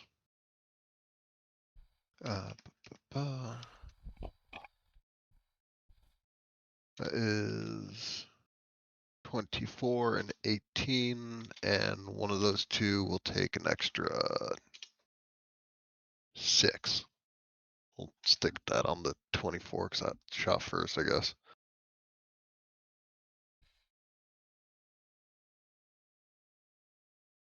All right, both of those guys are now bloodied. Wonderful. Yeah, we've got enough AoE that I'm just trying to make the longest ones take shorter. So, and then is there anyone near the top of our end within reach yet? Nope, he's still 12 feet down. All right. So they have not gotten far. That is my turn. Okay, Hebron. All right. They just keep falling in the pit. They keep falling in the pit. I'll just be here ready to bash one back in if they somehow manage to get out or get across. All right.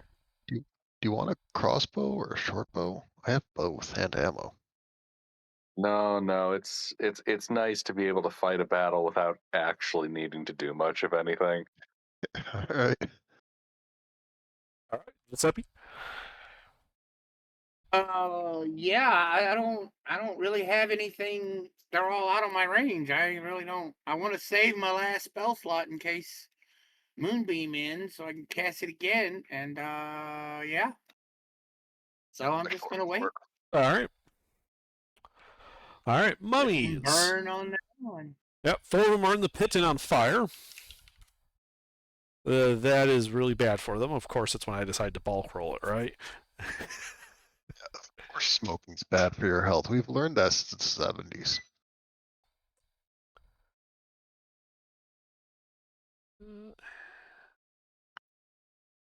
Hi, doggy.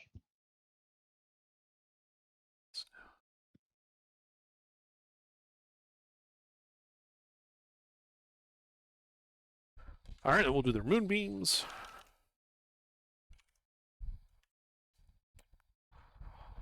One passes for half, the others all fail. And the one, let's see, you did 9, so half that would be 4. So the one that passed actually is destroyed, which means he's no longer climbing up the wall. Let's see, the one at the bottom takes the full amount, 9. He is near death. Let's see, 2 in the back, 9. Yeah, they're both bloodied, but not near death yet. Okay, the one at the bottom of the wall is going to begin attempting to climb. He begins climbing. He gets, let's see, he has his full movement, so he can get up 5, then he slows way down, so he actually can get, so it's take 5 to go up there, then it would take 10 to go another, right? No, other way around. 10 to go up 5. So yeah, he can actually climb like 15 feet with his dash. If I'm thinking about it. Hold on. Sorry, it's late. The numbers are all running together in my head. Give me a second. I'm just gonna write it down on paper. What did we climb half? Spirit Guardians half?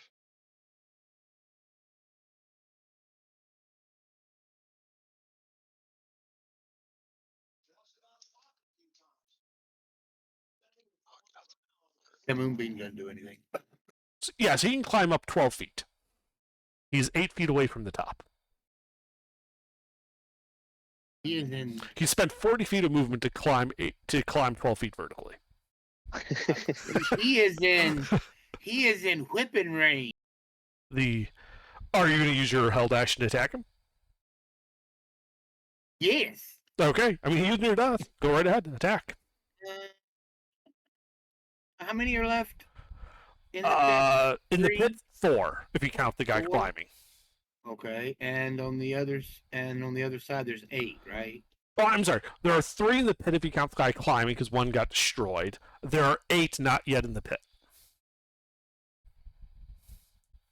Nah, I'm not going to attack. Okay. Let's see. The other 2 are going to wade their way across and attempt to climb as well. Yeah, they both get up. They can only get 8 feet, because as soon as they hit that Spirit Guardians, like, they just lose all their speed.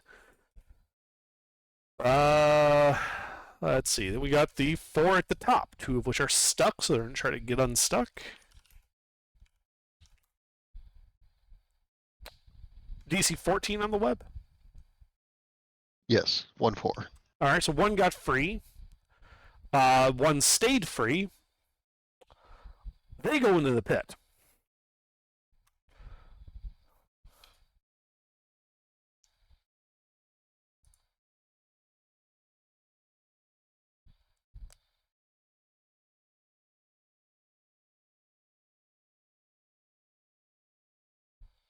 Oh, geez. The one that was already bloody looks to be near death now. They both look to be near death after that fall. The other 2 are still stuck. Then we got the 4 in the back that were stuck, and are going to try to get free. 1 gets free and walks to the edge of the pit. That is it for them. Elendar. Of the ones across from us, which of them appears to be the healthiest?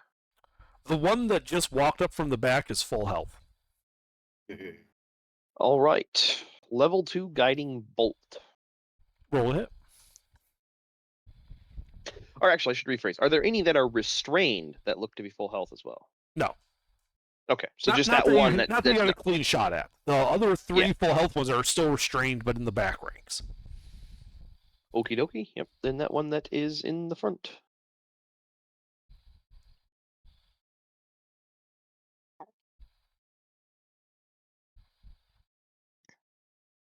Hit. 14.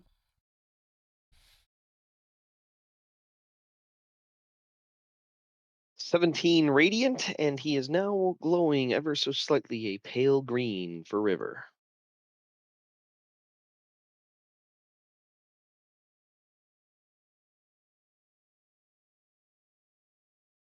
That's it for me.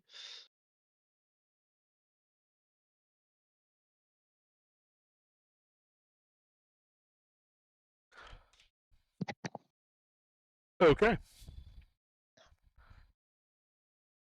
River. Oh, look, literally any other target. I'm going to shoot the one glowing, and then one of the restrained ones at full health, if I can get to them with any kind of shot. Well, they would be having 3/4 cover, except for the fact you're sharpshooter, so that doesn't matter. Perfect. That's right. That does look right. 23 and 18. Both hit.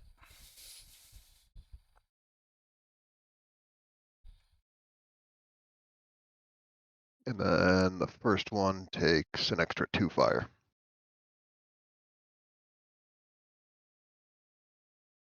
None are still in reach of the top. The closest one is 8 feet down. I don't think my Drake can reach that far. Let's see. Is he close enough to get bullied by my Drake? Also, he's in Moonbeam, so if your Drake jumps into melee with him, he's taking the Moonbeam. He's a big boy. He can take it. Nope. Melee 5 feet. All right. My Drake can't hold its action, can it?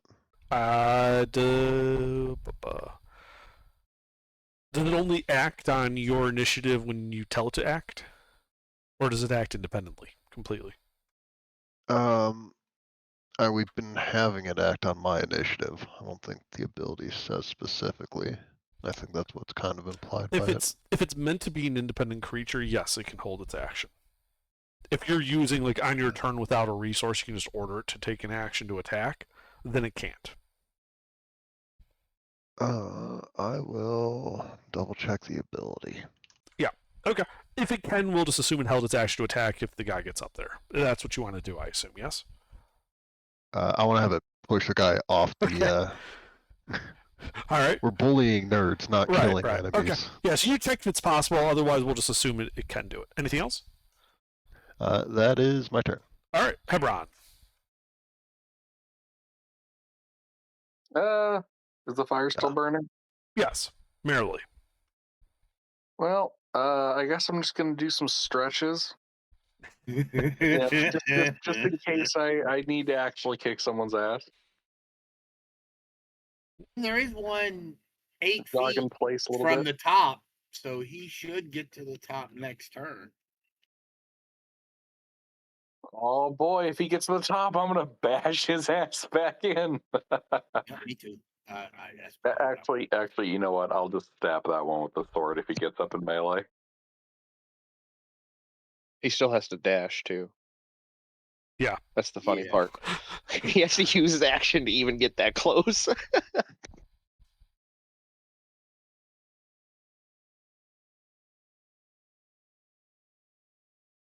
All right. So Giuseppe. Giuseppe's probably going to do the same. I'm going to draw my dagger and wait for that thing to get to the top so I can stab it. That's all I Okay. can do right now. All right. And my dagger is magical, so I can really hurt it. Yeah. All right. So mummies then. There are 5 in the pit that take fire. Not too much this time. Okay, However, kill my one dogs. one is just burned away by that. Even the 2 points is enough.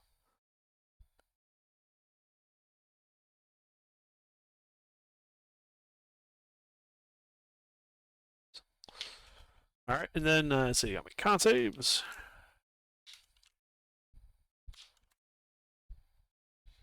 Pass, fail, fail, pass, fail, pass. 2 passes. So for the 16, so the guy that was on the wall gets vaporized by the moonbeam. He is no more. The 2 that were at 8 feet. Let's sorry, see, so we Hebron. got pass. Yeah, you held your turn, Hebron, but clearly it was all for naught. 37. You know, at some point you start feeling sorry for the zombies. They're just walking into it like lemmings. So the 2 that are climbing 8 feet up off the ground are near death, but they're not destroyed yet. And then the last one down there takes half of that and is destroyed.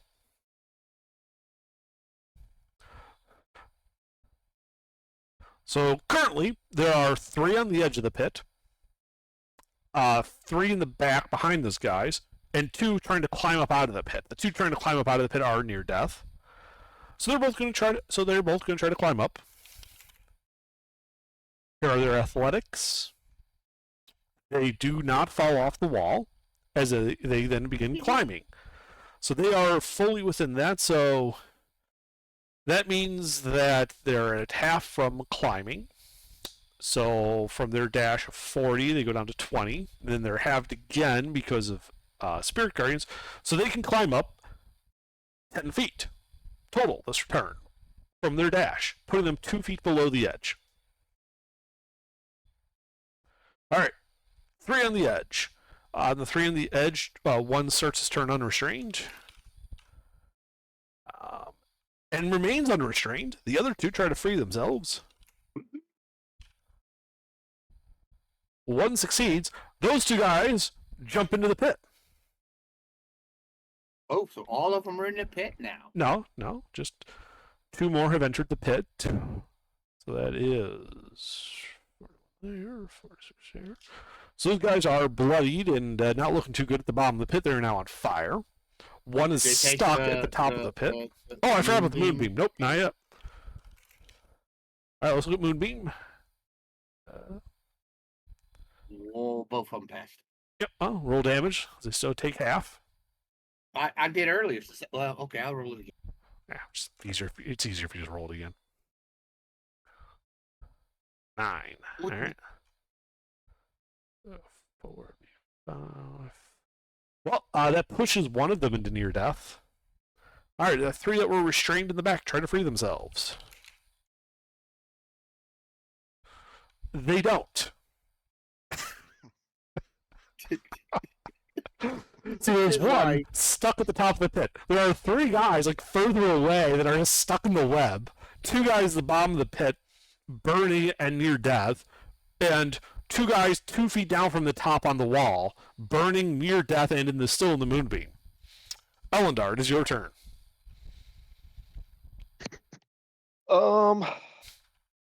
Who's the nearest on the wall climb? 2. There are 2 of them. They're about equal. They're 2 feet down. All right, left.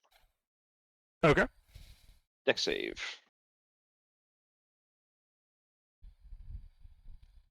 Fail. More radiant smoting. Ooh, 12. Yeah, he's gone. He's dead. Poof. But there's another one. That other one's coming for you. Anything else? Nope, that's it. All right, River. I'm going to have my Drake punch that guy off the wall, like he's the end boss of the Demon Souls tutorial. Okay. He is fully within the moonbeam, so your Drake will be getting hit by moonbeam if he does that. He's a big Drake. He can handle it. Okay. Well, roll to hit. Where is his stat block? Since it's a shove action athletics. Oh, you're shoving him. Okay. I thought punch meant you were attacking. Okay, shove is fine.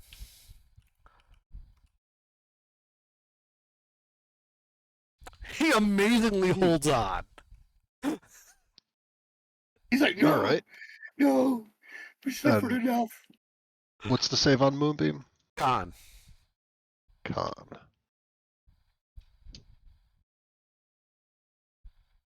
Aha! Yeah, so the Drake takes 12 points of radiant damage. I've got him exactly where I want him. Anything else? Then I'm going to put 2 arrows into the least wounded, highest health. Well, you can see one in the back that's restrained. One of the 2 that are restrained in the very back are full health. So you can put 2 arrows in one of them. And you roll with advantage. Perfect. So many freaking 2s in this. It always looks wrong. 23 and 2 16.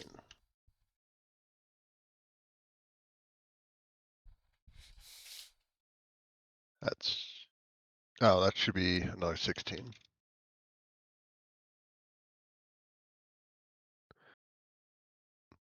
What the hell am I thinking? I might be sicker than I thought. So 36 non-magical piercing between the 2 and 4 fire. I think since they're both odd, that'd be reduced, round down on both. It would be. So it would be 17, and then they take the 8 from the fire. Yeah. All right. Math is All right. mathing, brain is not braining. Yeah, no worries. That's my turn. Okay. Hebron. Has that one made it to the top? He is 2 feet He away. burned alive. Closest 2 or feet number? away. Yeah, the closest guy is 2 feet away. The guy you were preparing for before is gone. He is no more. I You can stab reach him down with and my try sword. to hit. You know that will put you into the moonbeam, right? You'll have to reach through the moonbeam to hit this guy. Wait, when he steps up here, then you can have fun. If he steps up here, just sit back and chill. Have a smoke. The Have a blade heat of my tap. sword isn't long enough to Today punch is the a dude in the head. scorcher. It's more the angle would require you to like put your arms into the moonbeam to reach down that far. Oh. All right, I'll keep waiting. Too bad we don't have like an agricultural scythe or something. Look, if I had an agricultural scythe, then I'd need someone to hold this guy in place while I figure out how to use it. Or just an anvil you can toss in. No. It's the other guy that when the guy with the scythe is holding the thing, the other guy is supposed to kill it. All right. I'm gonna turn over here to Giuseppe, wave my sword around, and go, "How am I supposed to cut this guy's head off with an oversized knife like this?" All right. So you're just waiting, Giuseppe? I'm gonna hold my action. If one of them gets up here, I'm gonna shank you. That's all I can Okay. do. All right.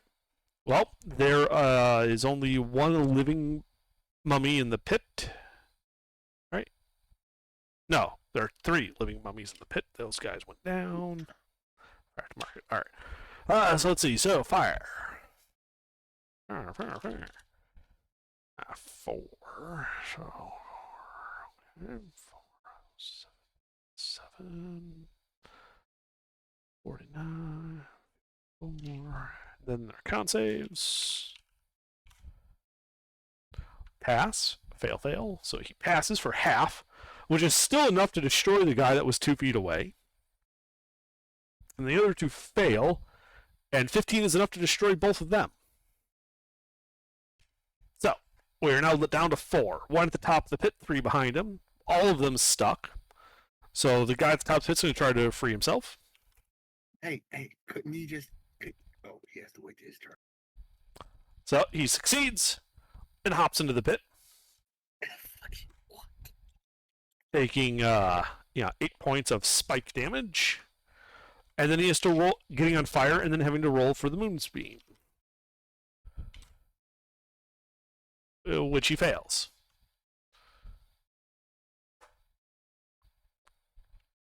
What is the moonbeam again? 2d10. That's what it is. Never mind. Yeah.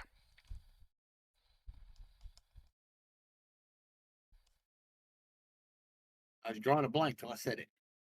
No worries. 10 points. 10 points. He is near death. Aw. The 3 in the back are going to try to free themselves. They all succeed and move up to the edge of the pit. All right. That is Now all River can. the mummies can do. Elendar? Any of them getting close to the top yet? No, that guy died. The Yeah, no. closest one is at the bottom of the pit he just fell in. And he's near death. Well, Sacred Flame. Dex save. He fails. He is still near death. That's it for me. All right, River. You can end his web spell now. Hmm. You The could. closest ones are at the bottom of the pit, you said? The closest one is near death at the bottom of the pit. The next closest ones are the 3 at the edge of the pit. These are all 4 remaining enemies. All right. Put an arrow into the 2 with the least damage. Okay. We rolled it. 2 hits. My 3 and 15.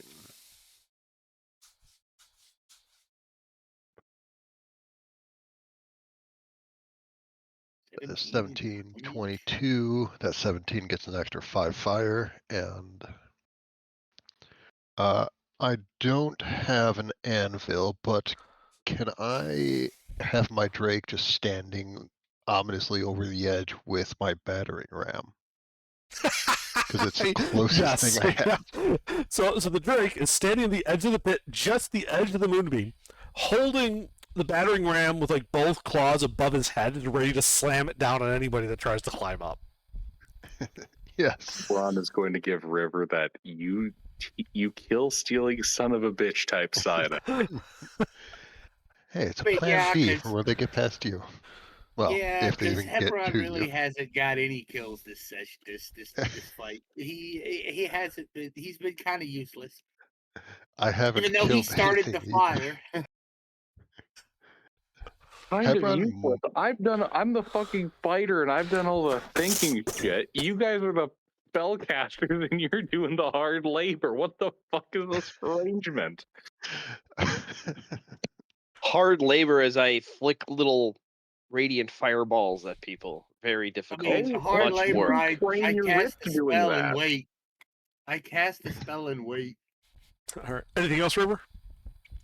That's it for me. All right, Hebron. Anyone close enough for me to stab? No, he got vaporized by the moonbeam.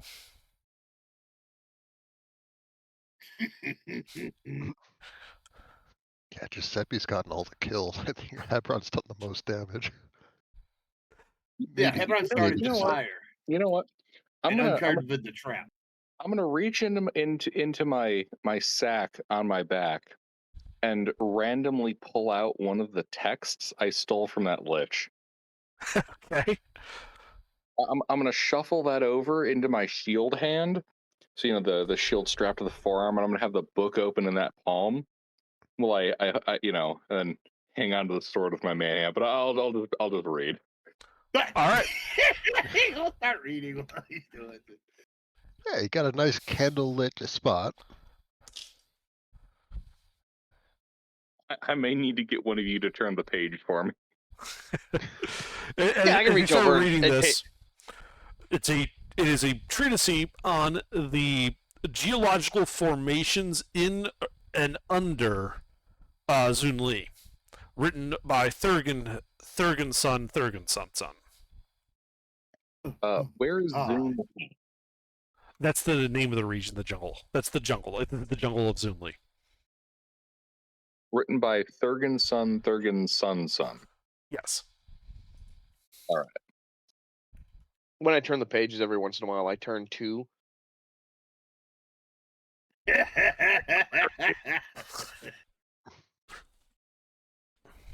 can see those pages are numbered. They're just a little sticky. I got a little glue on my finger, remember?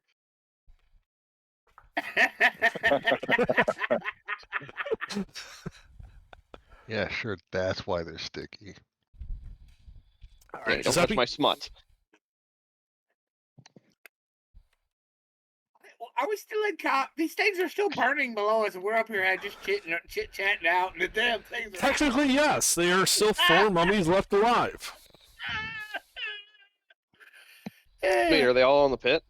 Oh, yeah. 3 are at the top of the pit. 1 is in the pit. He's almost dead anyway. He won't make it to the top. Giuseppe, it's your turn. Do you do anything? I mean, wonder what Hebron's reading, lean over and go, hey, what are you reading? Hey, look interesting. All right, move on to the mummy's turn then. So the guy at the bottom of the pit dies from the fire damage. Doesn't even get to the moonbeam. 3 at the top start their turn in web. Hey, Hebron, you got a kill. DC 14, so they all get stuck at the top of the pit. Elendar. Any of the 3 look particularly fucked up, or are they all even? They're all slightly injured. All right. That one. Okay. Dex save.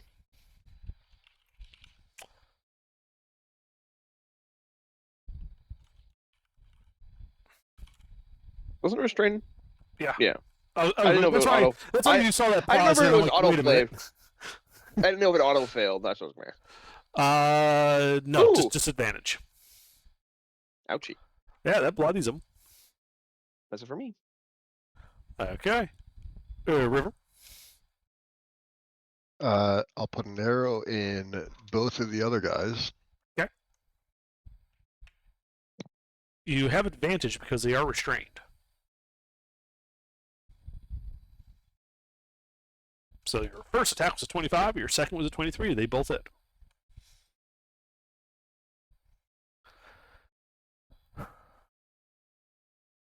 That's 22 and 19, and we'll add a 5 fire on that 22.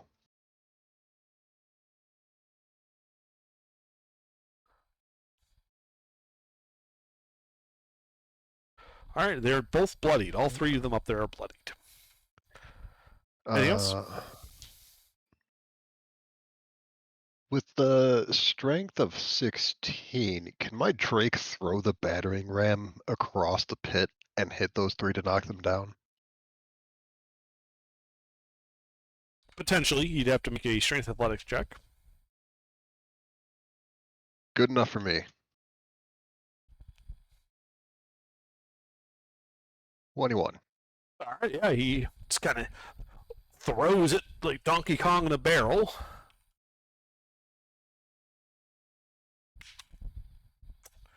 One of them doesn't fall over. The other is knocked prone.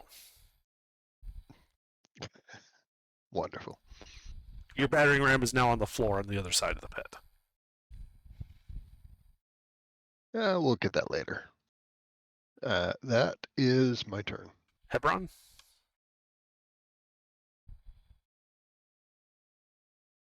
Hey, Elendar, can you flip the page? All right, Giuseppe? I flip the page back. Fuck you. There's no one in stabbing range, is there? Besides Eldar. me. All right, Giuseppe? I'm gonna, as an action, I'm gonna move my moonbeam over there on top of those guys that are stuck You in can do road. that. Okay. Like, burn! Okay. Anything else?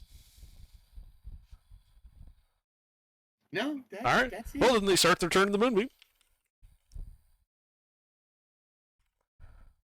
They, I think only the first one passed. Yeah. 7 points of radiant damage. Okay. They're then going to attempt to get themselves free. 2 of them succeed. The last one does not. So that guy's going to have to stand up. And fortunately, they're right at the edge, so they just sort of throw... No. The one throws himself over. The other is going to grab your battering ram and then jump over. That bastard. They then fall in.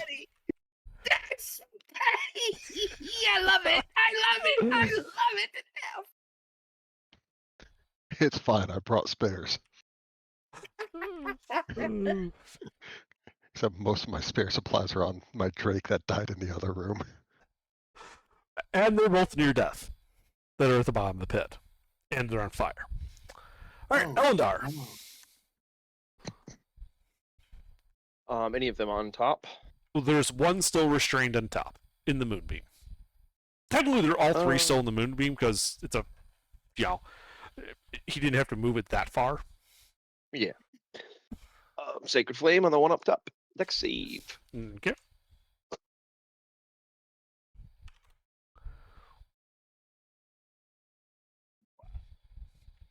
Almost.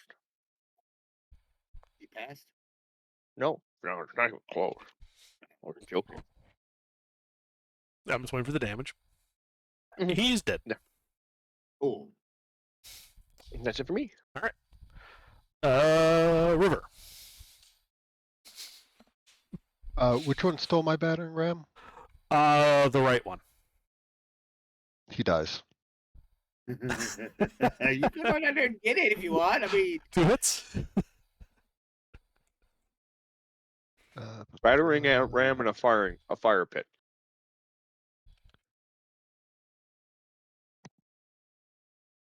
And then, so that's 44 piercing and 3 fire. Yeah, he's dead. Wonderful. And then there's still one across the pit. No, that guy's dead as well. There's just the last one is in the pit. I say we not take any more actions and let Hebron have this one. If it can make it up out of the fire and the sacred flame and all the other stuff, you know. Hebron and I are actually tied for kills right now. We both have 1. Anything else? That's it for me. All right, Hebron. Wait, what did I kill tonight other than time? Fire. The fire burned one of the Kills. guys in the last round. Oh yeah, you killed one in the first combat. Recall. Well, I'll just keep reading my book. Eventually, when the mummy sticks his head up over the edge, I'll give it a good old whacking. But Okay. until then, Wondar, could you flip to the next page? All right. The Giuseppe. next page, yes.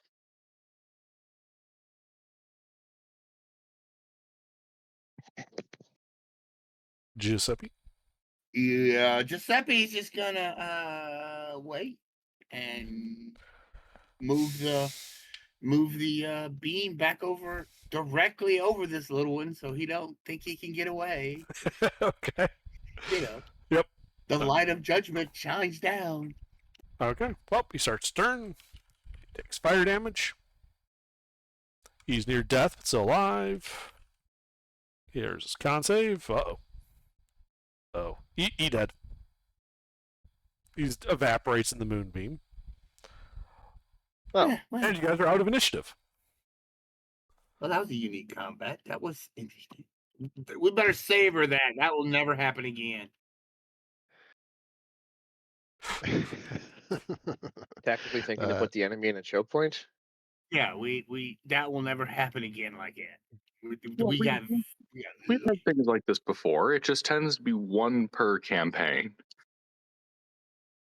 It is rare that we have both a choke point, a trap, and the prepared spells to take this much advantage of it. right. Yeah, this is a rarity. Book declares this to Also- be a hard combat, my ass. We're reading a book at the end of it. That's how hard it was. That's what I'm saying. We That's what I'm did- saying. This won't happen again. I can promise you. We did take a casualty, my fucking battering ram being in the pit. But you can go out there and get it if you want. Don't forget, Elendar's injured. I'm pretty certain he's starting to get arthritis in his wrist. A little bit. Um, I mean, if you want, I can, use my last first level and create destroy water. If you want your battering ram that bad. I mean, my dragon is immune to fire damage, so I can just have him fly down, assuming there's enough space to fly down and fly back up, or climb back up.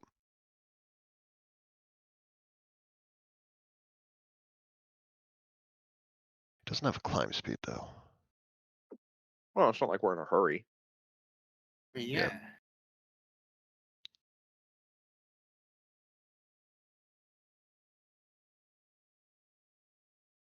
What are battering rams typically made out of in this? Typically, Like- they're made out of an iron shell filled with sand. Okay. So it's not like wood that would burn. Yeah, I was thinking banded log. Correct.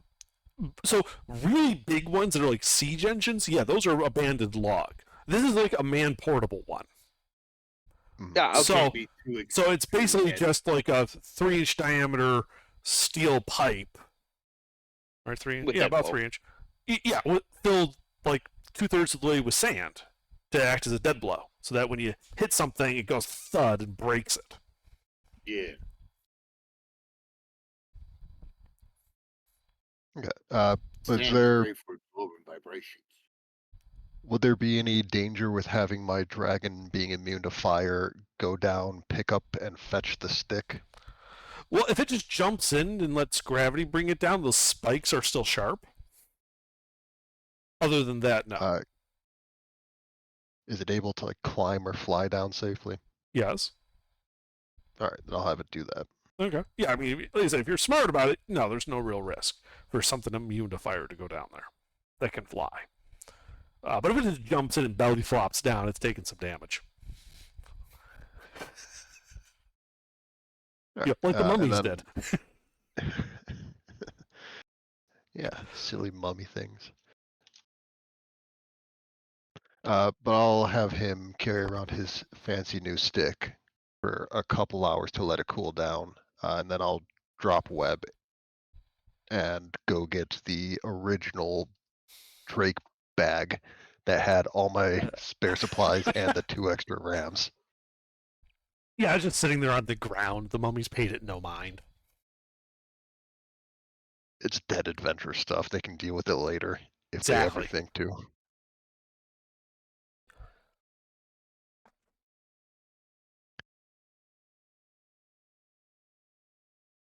Yeah, I do have a separate inventory for my dragon stuff because there's a lot of just crap in there. Spare shovels, rams, pickaxes, sledgehammers, a shit ton of arrows.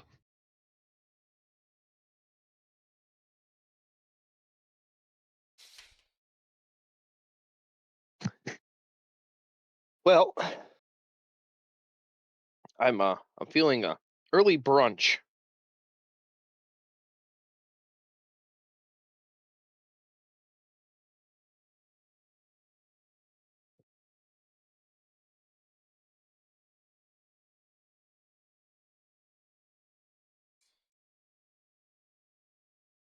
You know, I could go for some food.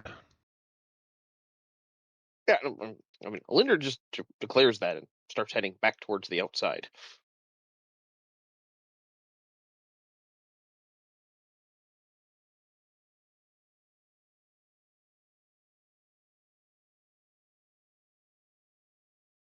So what are the rest of you doing? Well, enjoying brunch. Continuing to read my book. You're going with them. You're still in the dungeon at this point. That's why I was asking.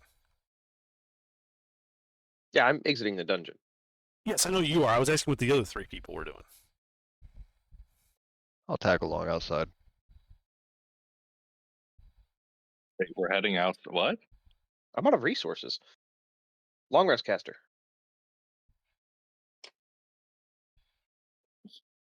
The door. I'm heading outside.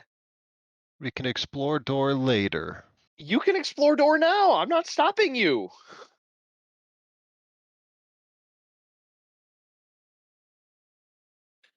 You know that look. I'm no that good in a dog- fight. I'm no good in a fight. No. You know that look that a dog has when they think they're going to go on a walk or play with a ball, and then they realize that's not what's happening. I've run right now. He'll follow outside.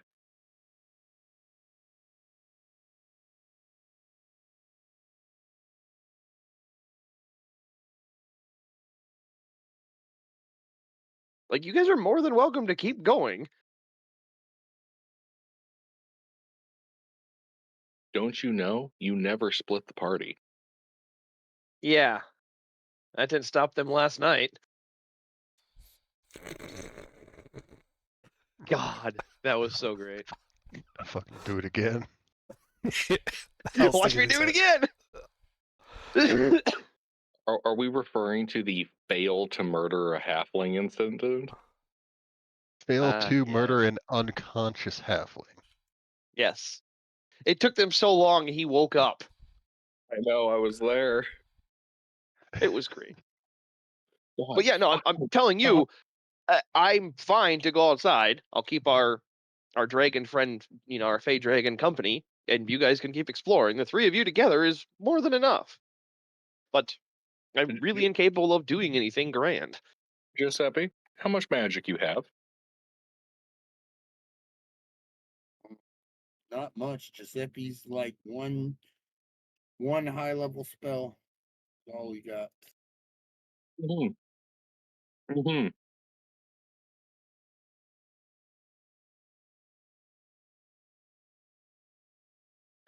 Okay.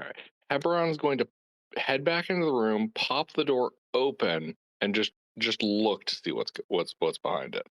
Okay. So you go back in there to the door you unlocked, just kind of shove it open, and just creaks open slowly on its old rusty hinges, revealing a 20-foot deep, 30-foot wide room. Empty, except for in the middle of the room is a 5-foot diameter stone pedestal. Spikes angle up outward, while a large ceramic vase sits on the top of it. The glittering of gold coins and gems can be seen kind of heaped up out of the top of the vase. The ceiling has a similar plinth, a 5-foot disc with angled down spikes kind of around it.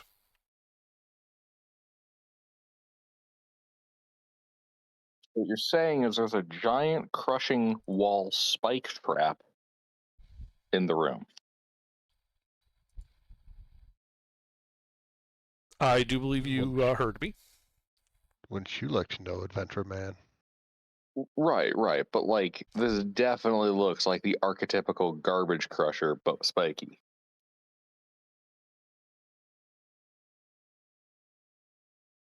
Yes. Okay.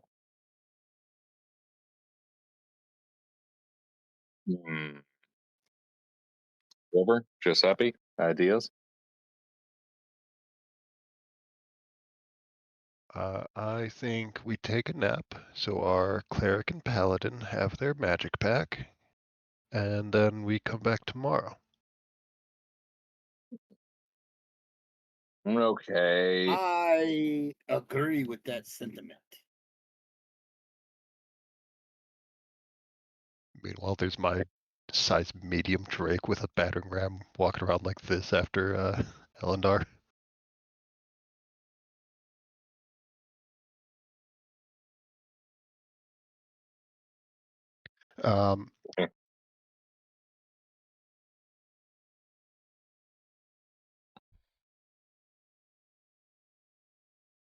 Alrighty. How We'll head to the outside.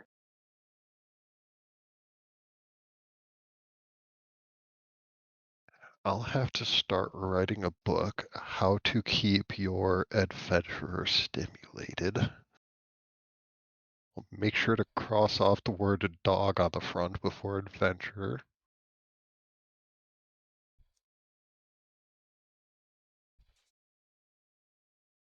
It's just going to be notes about Hebron's disappointed behavior and how to avoid it.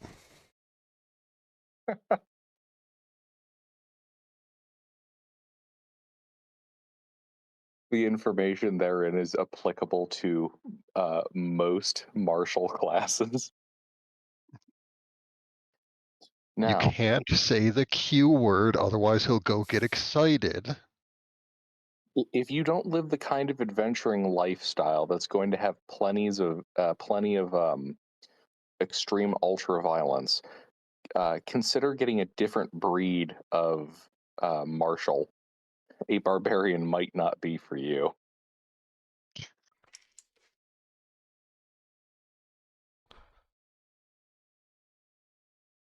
might be looking for a ranger if you're looking for a calmer home life.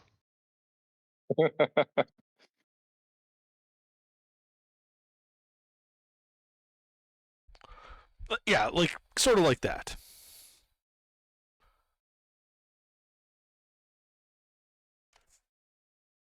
Oh, that's even more sinister. Yeah, we're definitely taking a long rest.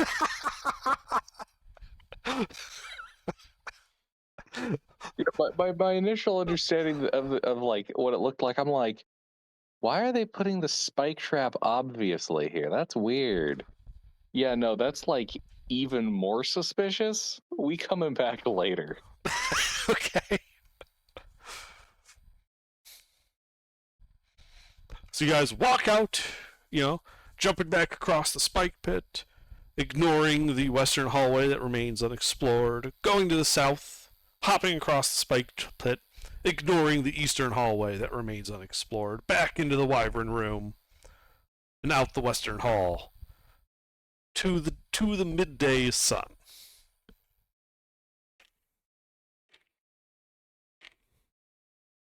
It is bright, hot, sunny, with not a cloud in the sky.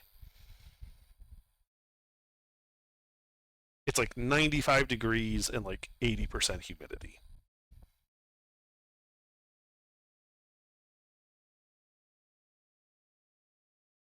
Hmm.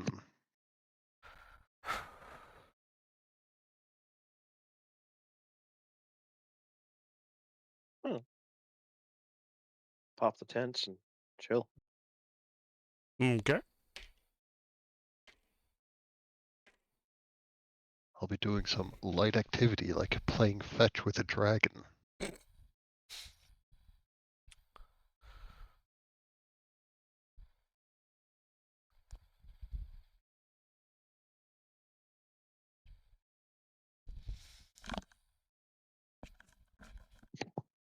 All right. So yeah, you guys basically hang around the rest of the day, passing and as you laze about outside the pyramid. Night falls. Do you set a watch? Yes. Uh-huh. Chat order. Reverse chat order. Either one's fine with me.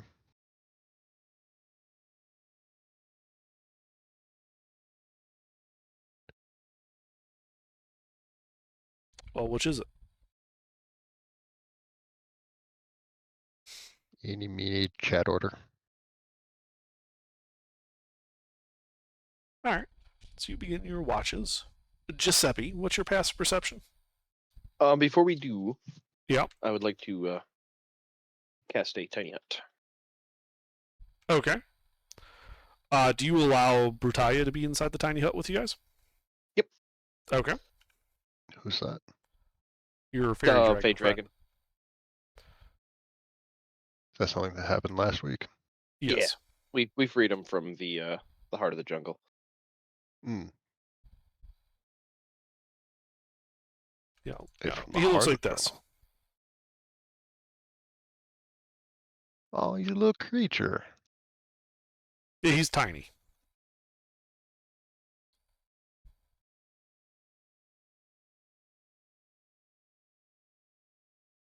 Does he play catch? Sort of.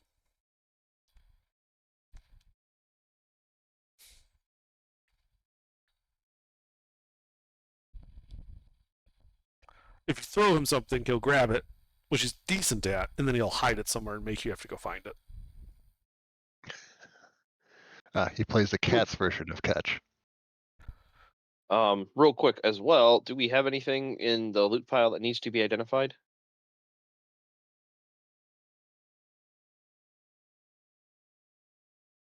Well, there was Gilbert? that red potion. I think so. Yeah. Yeah, there's a red potion. That's the only thing I'm aware of there that was distinctly magical. That's Okay, something we- we found before. I'll- Yeah.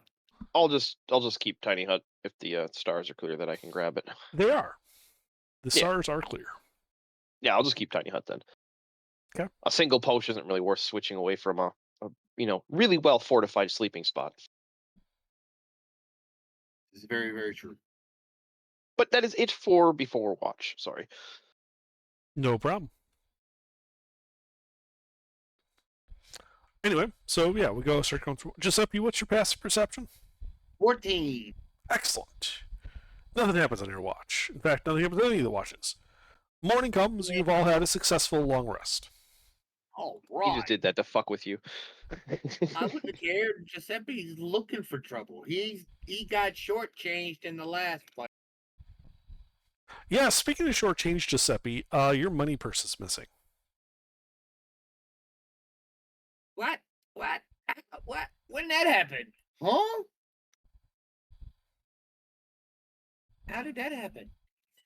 Explain. You start like gathering up your gear, and you notice that your money pouch, which you had previously had tied to your belt, is not there.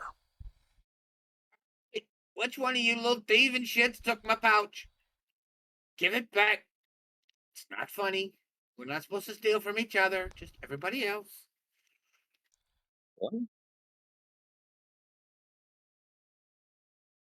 We haven't stolen from anybody else recently, have we?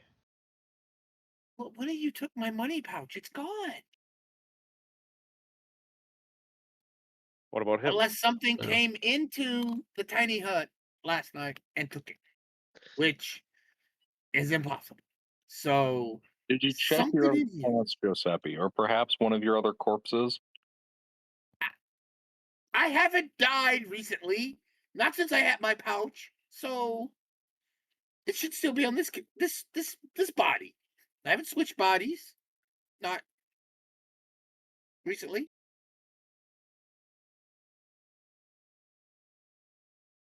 Have you checked inside your butthole? It is Nature's pocket.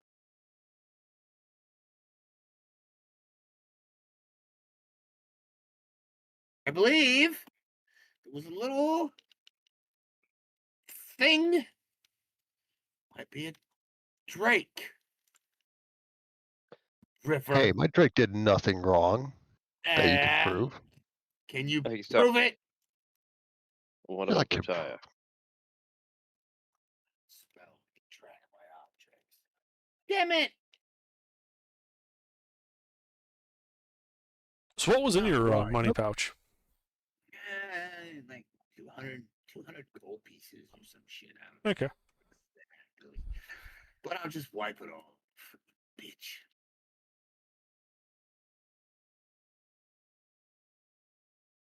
Hey, Giuseppe, Who took it? Papyrus. do you Uh-huh. speak Draconic? Do I speak Draconic? I do not speak Draconic. One of the few languages I do not speak. Hmm. How many languages do you speak? 5? Oh, that's cute. Well, yeah, I mean, I don't have a lot. I only have an intelligence is 10. So. I mean, I speak Got a 7. Draconic. I speak 8. Oh.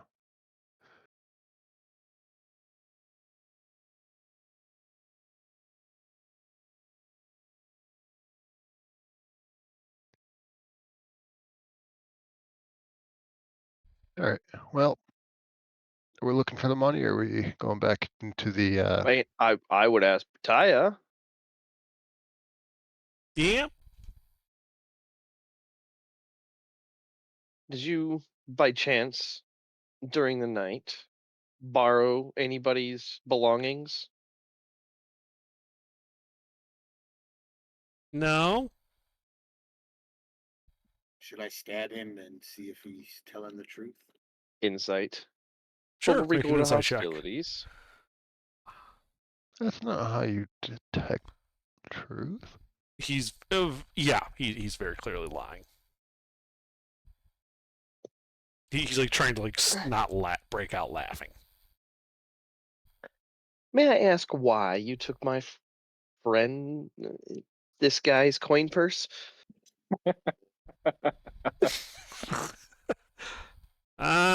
It's funny. Well, Yeah, I could have told you that. it was a good laugh. I did enjoy it. But could you return it now? Okay. We don't want him to get stressed out. Yeah, he opens up. He like jumps onto your backpack, starts rifling through it. I hid it in here. Huh. He comes up. So wait, He comes up with this pouch and sort of tosses it to you, Giuseppe. Here you go.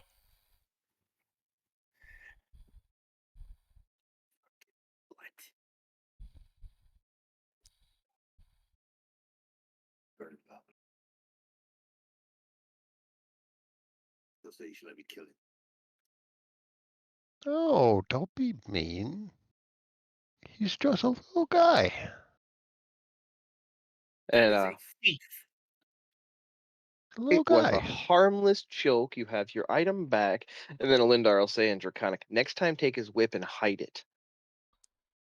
Not on somebody.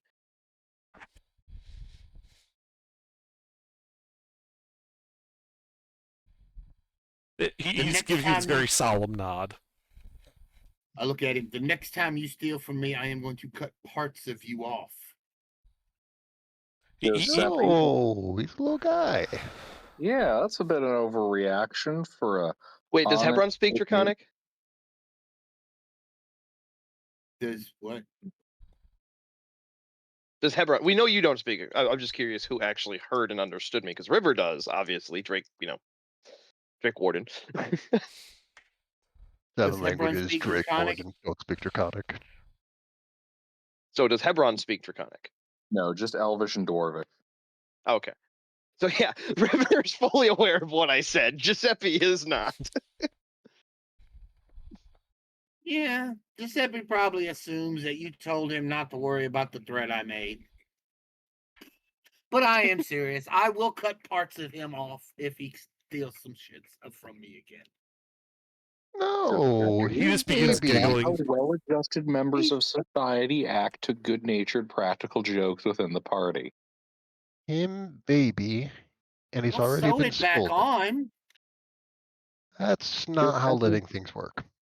Giuseppe, have you ever heard the tragedy of Sir Puriel the Insane? It's not a story that any knightly order would tell you. Not a I've story heard that whispers of it. I heard he was wronged by a holier-than-thou paladin that wound up selling his soul for the Book of Vile Darkness. Look, that's later canon. And then he gave that book away and didn't want the evil after he had corrupted everything around him. That's later canon. Everyone knows that's bullshit. Yeah, look, that was decanonized. Underdark sold our recordings to Disney.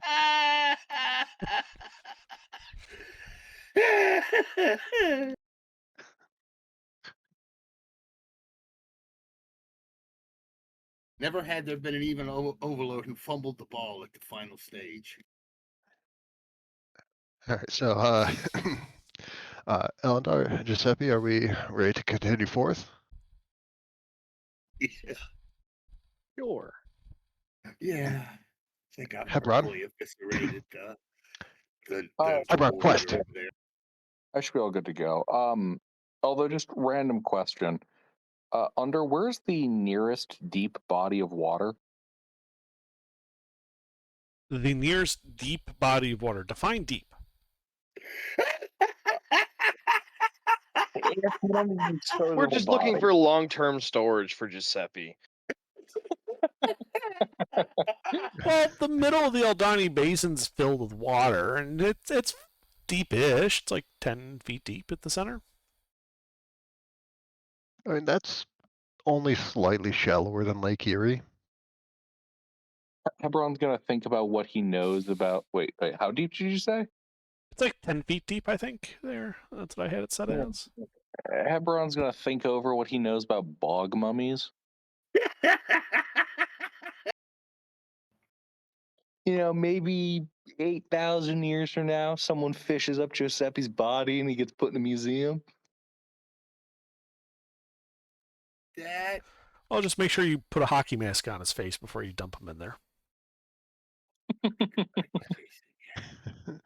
We're gonna have to invent Canadians so that they can invent See, hockey. no, the weird thing about it, though, if you kill the body, I'll just move to another one. Yeah, but then we don't have to worry about you. Oh, easy fix. We just have to use 9mm. Everyone knows that kills. No wait, 9mm. 9mm doesn't kill shit. 45 ACP kills the soul. I thought it was 50 BMG that did that. No, 50 BMG kills everything. Yeah. 22 long rifle isn't even a bullet. Everyone's bulletproof to A hole in 9mm. him bigger than me. Everyone's bulletproof to 22 long rifle. 9mm kills the body. 45 ACP kills the soul. 50 BMG kills everything else. And then you got 20 and 30 Mike just in case. Those are for when they have friends.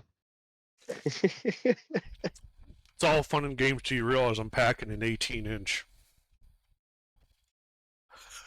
That's what she said. Oh, No, She's that's packing an kind of 18-inch. unpractical. you got some interesting friends, Giuseppe. You know, there's this gal I had a dream about named Connie you might get along with. All right, but since we're going back I think I down, heard of her from a pimp named Jack. He was on a ship. I'm going to point back to the dungeon. Hebron, quest. Quest? Quest. Hebron is going to dash full sprint back into the dungeon. Okay. Why are we going back into that? All right. Oh yeah, we just I'll- killed all the zombies. Yeah, I forgot where we was for a second there. We started bullshitting so much. All right, I'll follow Hebron in at a much more leisurely, light jog. Yeah, I'm not gonna jog. I'm just gonna walk. Why are we running? That doesn't make sense. We just get tired. Yeah, I mean, we're gonna be done by lunch anyway. I mean, for real. I'll hang back with the priest and we'll follow y'all in. You know. I'm just making sure he doesn't get into trouble alone. Yeah, once Giuseppe hangs back, I start quickening my step. And then the Drake trots on by with the battering ram still in his mouth. Almost takes them both out at the knees.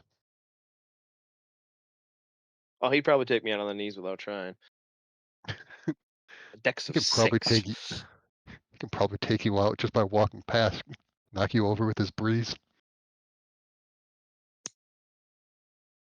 But anyway, we re-enter. I mean, I I'm expect a good assuming, meal. Hebron, you're Yeah. going to the spiky room. Yes. All right, pick up where we left off. Sure. Nothing in the dungeon changed. Sorry, we got cut off. Nothing in the dungeon changed overnight. You make your way, hopping over the 2 pit traps you know about, back into the room with the locked door, the door to the treasure hanging ajar. To the jar. Why are they hanging a jar? What did that jar do?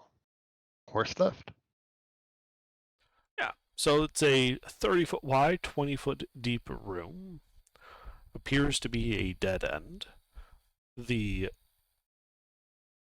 only feature of the room is in the center of it is a 5-foot wide plinth with curved spikes coming out of it. A large ceramic vase sitting on it. Heaped out of the top of it, you can see what look to be gold and gems glittering. A similar dais is on the ceiling. The walls are plastered and decorated in snakes.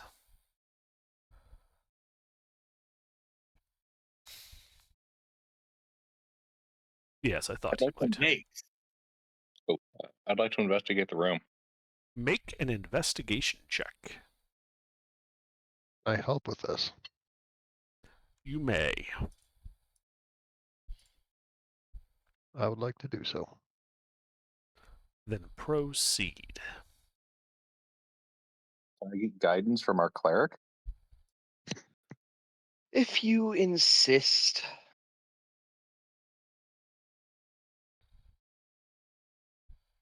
Okay. So you start looking around, and obviously you check out the plinth, and it appears, much like the pedestal in the previous room, to be of the similar construction and age as the rest of the dungeon. It also appears to be cemented to the floor.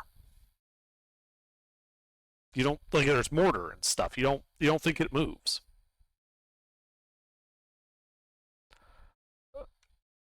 The other thing that you find is that it's looks to be relatively solid. There's no like pressure plate or anything on it. And as you're looking, on the back wall opposite the door, you do find a section of the plastered wall that appears to be concave. Like there's a wall, and you know, like most real walls, it's not perfectly flat. So, but as you're kind of like rubbing your hand on it, you kind of have like a ridge, and then it kind of like depresses a little and comes out. a ridge that is about 5 feet wide and 8 feet tall.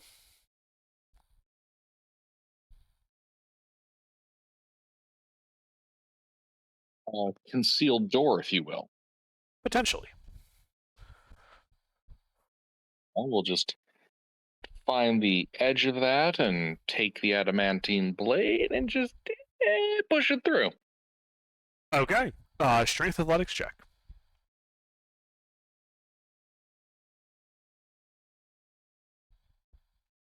Because there is resistance after a little bit. Yeah, so you kind of just pushing it through. You're just putting it through like the center of this area, or at the edge. The edge. Okay, at the edge. So you're pushing it through, and it goes pretty quick for like an inch or so, and then you meet like this resistance, and because it's a magical advantage, you just kind of push on it a bit, and you just hear like this. Everyone hears this god awful sound of like metal and stone rubbing on each other with metal on metal as well. So it's like this like grinding, squealing sound coming from where you're pushing this in.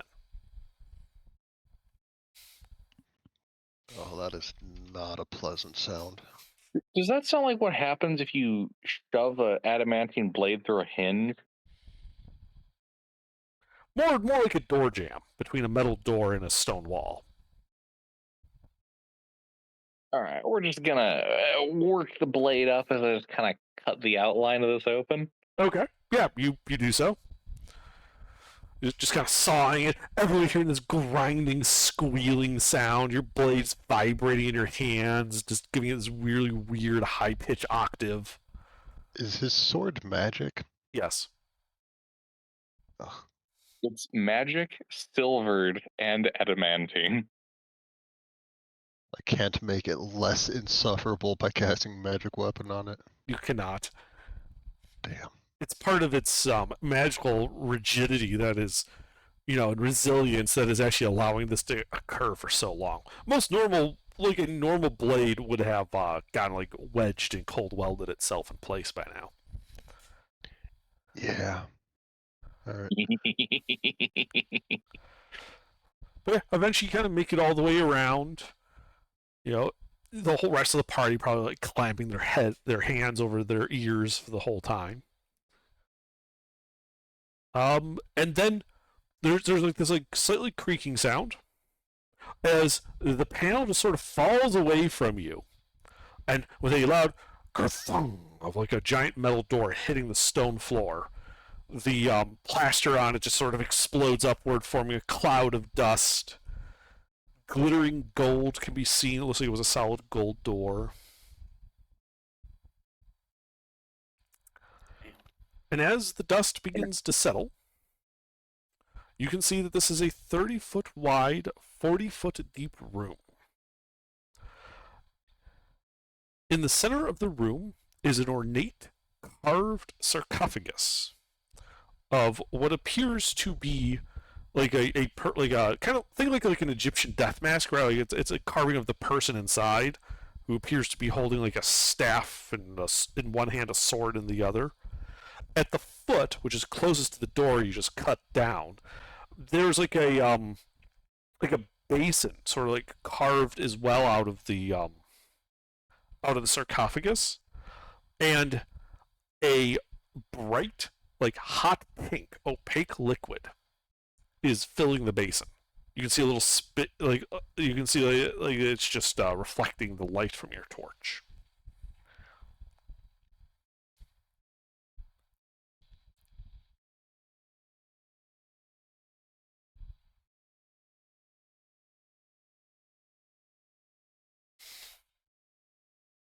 I see. I see. Hey, bro. Oh.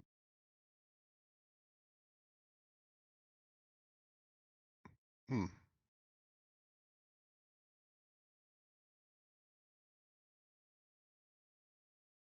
The walls of this room are also plastered and, decorated in snakes. You're going to hate me for this. The last thing I heard was golden death mask. Yes. So the gold door falls in. kicks up a big cloud of plaster.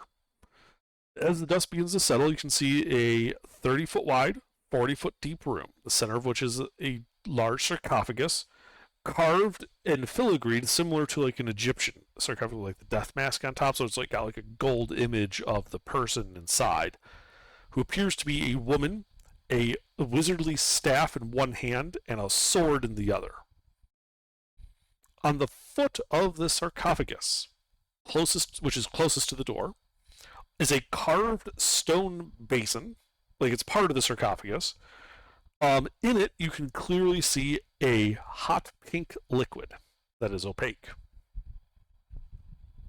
Like it is painfully pink. Pepto-Bismol. Oh God, I just realized, yes, it is fucking looking like Pepto-Bismol. Yes, it looks exactly like Pepto-Bismol. She must have an upset stomach. Even in death, she's still backed up. So do we want to crack open this thing, or what are we doing? There's no other loot in the room. Nope. As I said before, the walls are plastered and decorated with snakes. There does not appear to be any other way out of this room. So I take it as buff guys wait to attack, and somebody pops open the lid, and we stab whatever's inside multiple times so it's dead. What? No. We investigate the room.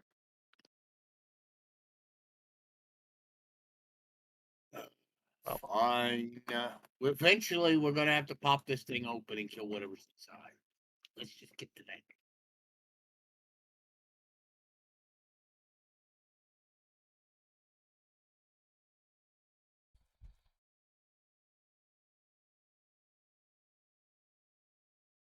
Can I get assistance and guidance?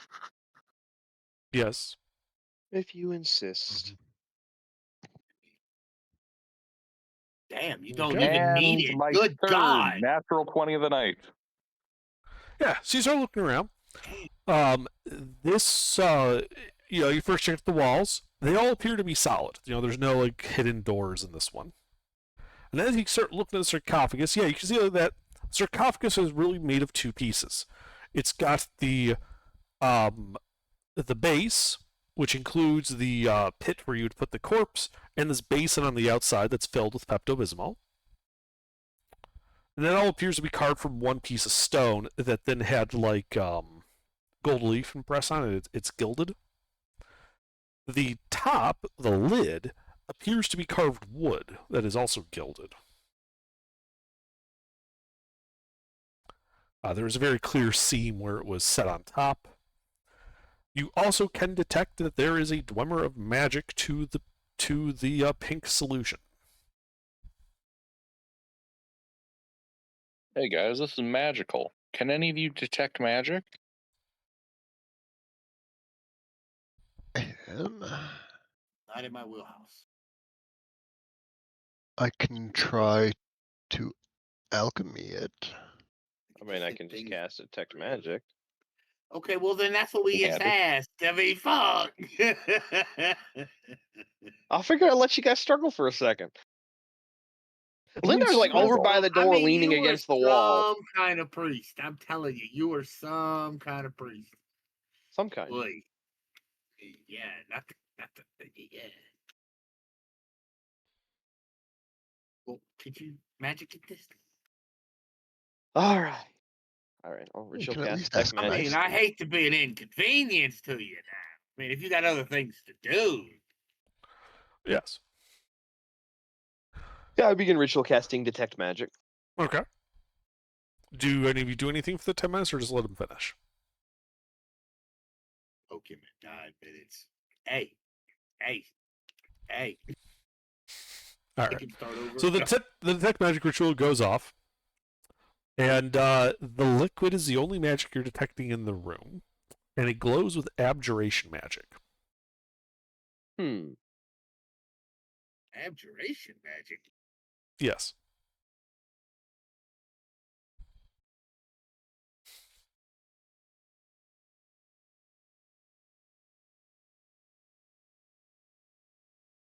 Who even is this person? Huh?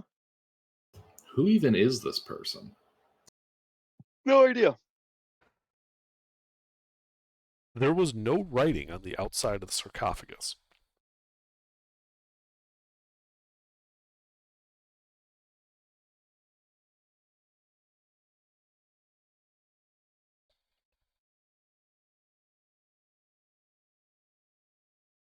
Well, that's what I got.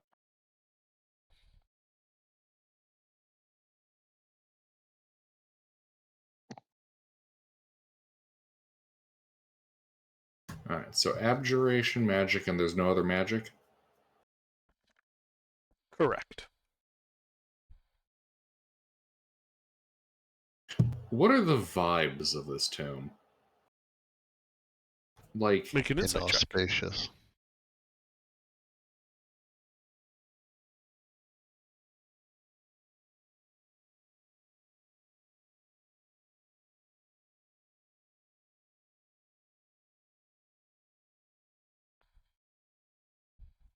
So, given that it was hidden behind a room of treasure, which was itself placed behind a locked door, behind a very well guarded room, except for the fact that you figured out a way to get around that part, you would think that this is probably one of like the main occupants of the pyramid, right? Pyramids are usually used for burials, and to thwart tomb robbers, they would do things like have traps and secret doors and stuff like that. So, you get the vibe that, this is probably like one of the actual like main burial chambers. So this is an important I, person. I suppose more what I'm getting at is, does this feel like a great individual who is well loved is entombed here, or like we are entombing some bad shit? So they typically wouldn't be using like gold gilding and stuff if it was somebody who was trying to be forgotten. Right, it wouldn't be this nice. Right. This is for royalty, probably. You would think more like part of the aristocracy, not necessarily a royal. Okay. Like minor noble, upper nobility. Given the fact that it's a kind of like a somewhat smallish pyramid out in the middle of nowhere, probably minor. Like this may very well have been like, if you are, because of the time period, you probably are thinking in terms of like feudal systems. If she was like the lord of this land, it stands to reason she'd be buried here. It's very true. Yeah. But it's still like, she'd be like the equivalent of like a baron or an earl, is what you would kind of get from this. So y'all want to pop the thing open, purify the corpse, and collect the goodies? I mean, What do we know about these serpent cults and their burial practices? Give me a history check.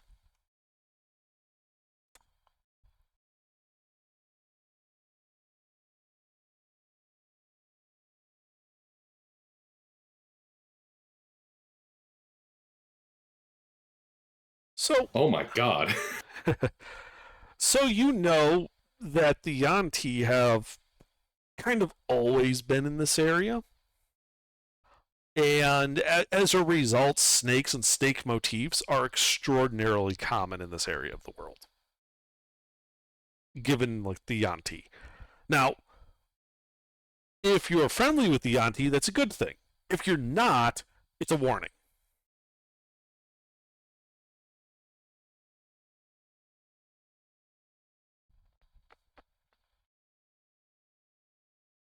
Not friendly with the Yuan-ti. Most people nowadays aren't, but they bad people. They're not bad people. They different. They snake people. You said this person's holding like a mage staff? So yeah, the death mask kind of shows her, she like she's like got her hands like how to describe this? Like if she was standing up, her forearm would be parallel with the ground, and she'd be holding these things vertically, like a sword in one hand and like a mage staff in the other.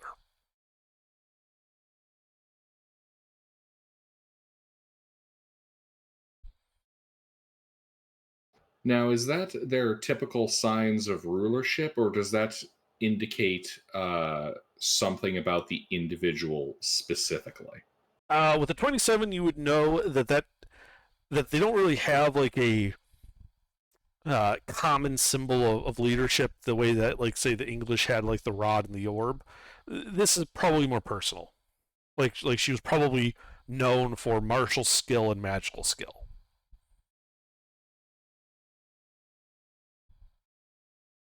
Gotta love it when things are thematically on brand as much as possible.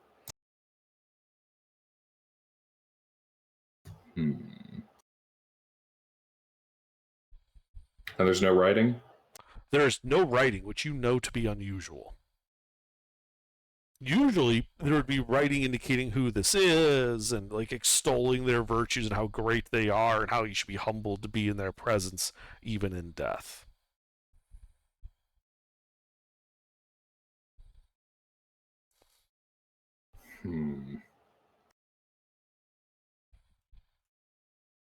Hidden chamber. All this shit here.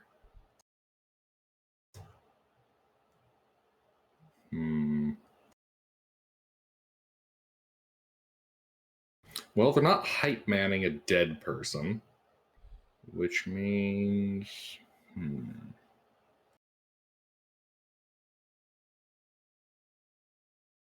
Would Heberon have any idea who this might have been? The 27, and given the region and the books that you did find, I'm going to say yes. You probably did come across a reference to really a recurring reference of a name, but no real explanation of it.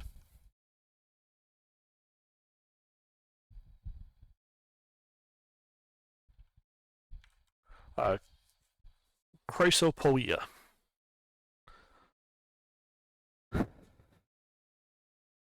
Which, the way it was being used was as if it was a name. And the way your books are talking is that's either the name of like the region, and it used to be like the old name of this region, or like the most well-known ruler.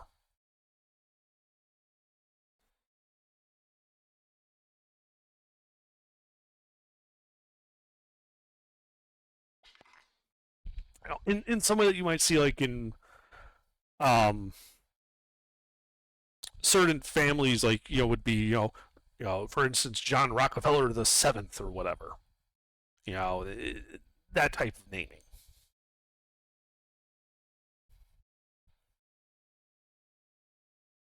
So I do have to ask because I'm familiar with the word there already.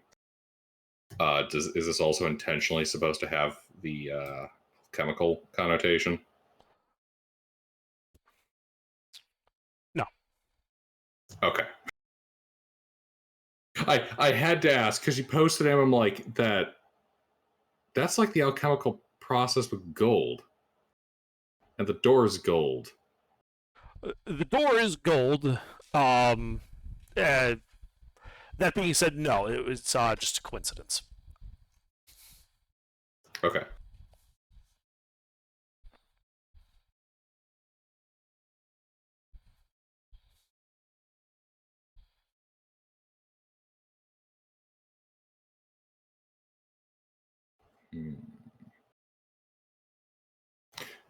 Gentlemen, and weird corpse thing. I do believe we have found the hidden tomb of Chrysopoeia. Is it worth something? Possibly. I'm only vaguely aware of her existence through incredibly vague reference, which mean, it's a nicely appointed tomb.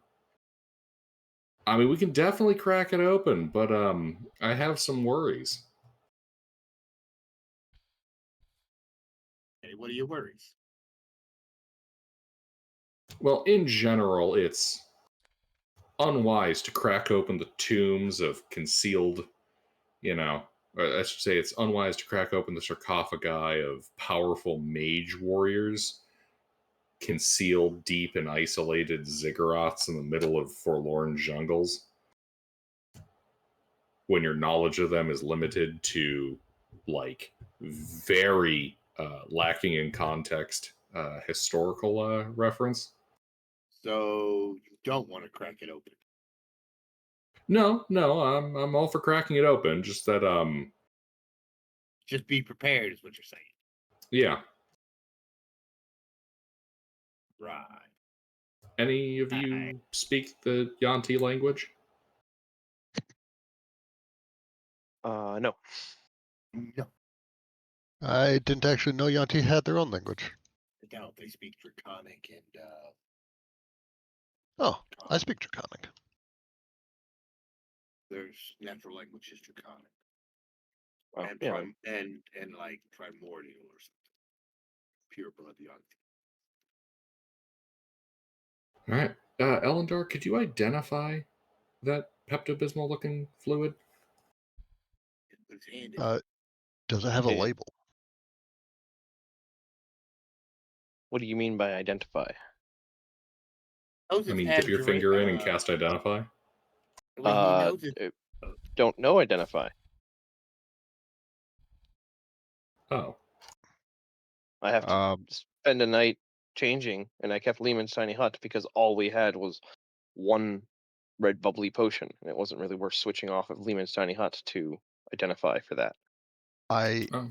am an alchemist. I can see if I can figure it out. Oh, yeah, no, please do. At this point, I was about to sniff it and taste it. I would There's not much strongly difference except for he's doing it with experience. Yeah, I'm a professional idiot. Don't worry. Taste of almonds. Fucking dies. Tastes like almonds. Does something smell like burnt toast? Like the time Heberon just kept eating cyanide. So you want to try to identify this with alchemy? Yeah. Okay. Or if there's a label by reading that. There is no label. It is just a liquid in a stone basin. So go ahead and give me an intelligence alchemy check then. All right, intelligence alchemy. Proficiency is 3, intelligence 1. 24. Wow. He perfectly did it.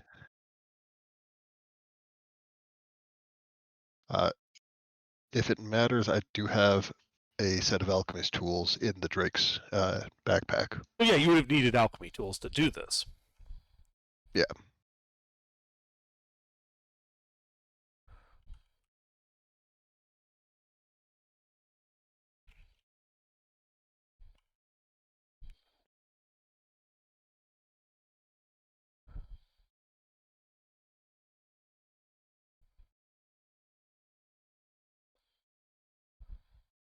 All right, one moment. Thought I had the text up, and I don't. Classic.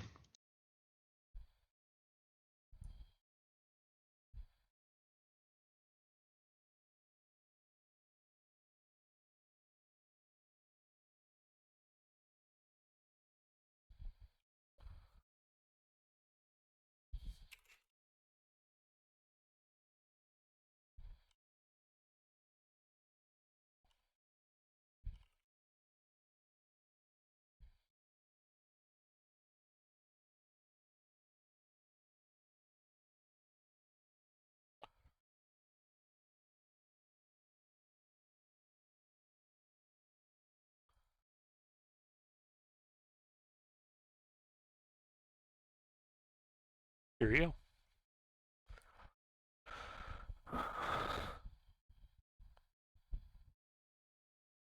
All right.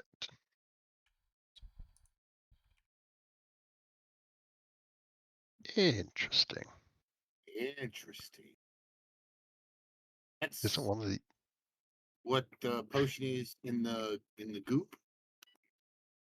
Yes. Pepto Bismol? The Pepto Bismol.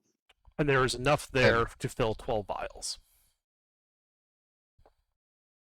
12 vials. Each vial's 1 dose? Yes. All right. All right. I don't have any vials on, well, this character. I do have extra water skins. I've got so fucking many water skins. I don't know why. Like all the dead Hebrons or something. What? Sarcasm. What dead Hebrons? So once he gets all that stuff scooped out, we're gonna pop this thing, this open, and we'll whoop this trick. Well, yeah, let's siphon this off first. Okay, yeah, everybody will prep up. Make sure we got all our abilities ready and cast. A bless spell would be lovely. Bless, what's that? I mean, never mind. You know, it's something that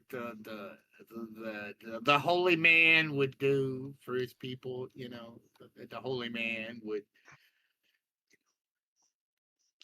I've been blessed with wonderful friends and a great aim.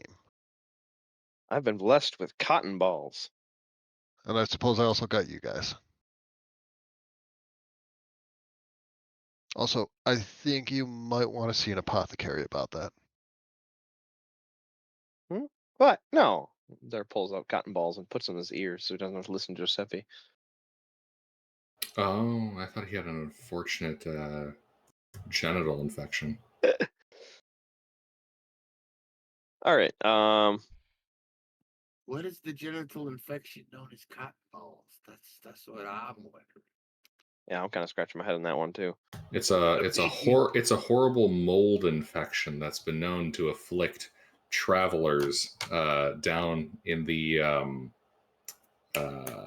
Confederation of Arkazar.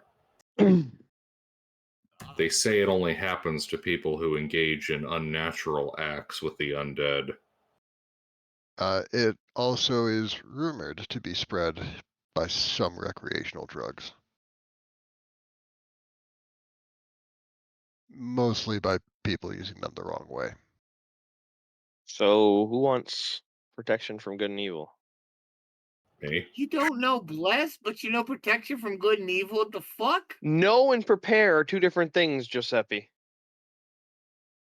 I would very much like protection from good and evil as I crack open this sarcophagus and politely Alright, ask the woman yeah. inside for her life story. Yeah, I guess that's what we're gonna do. All right.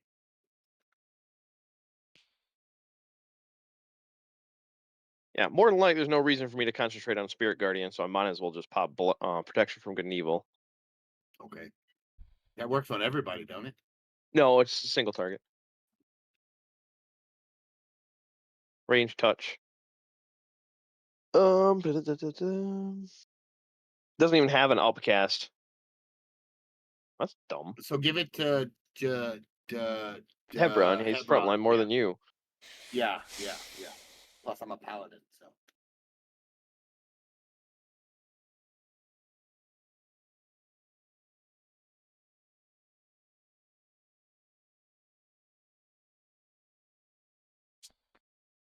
I have resistance is just The floor in here is made of stone. Yes. Okay.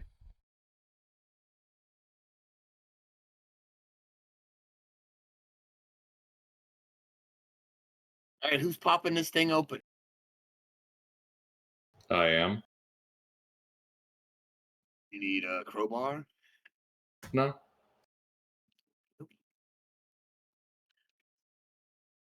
Go ahead, King Dingaling. Hebron will, which is as gently as he can, remove the sarcophagus lid. Okay. Shit. Give me a strength athletics Slow. check. slowly raises it up. Whatever's inside can stab him. Yeah. Oh my god. Oh my god! You just flipped this thing off the. He specified he was trying to be careful, so you start gently, like, working on the thing, prying it up. You're looking in there with your light, and you can see that as you're kind of prying the lid up, just a touch, like a quarter of an inch at the edge here, you can see a dull gray metal sheet on the inside, and you know that if you keep opening it, that will tear.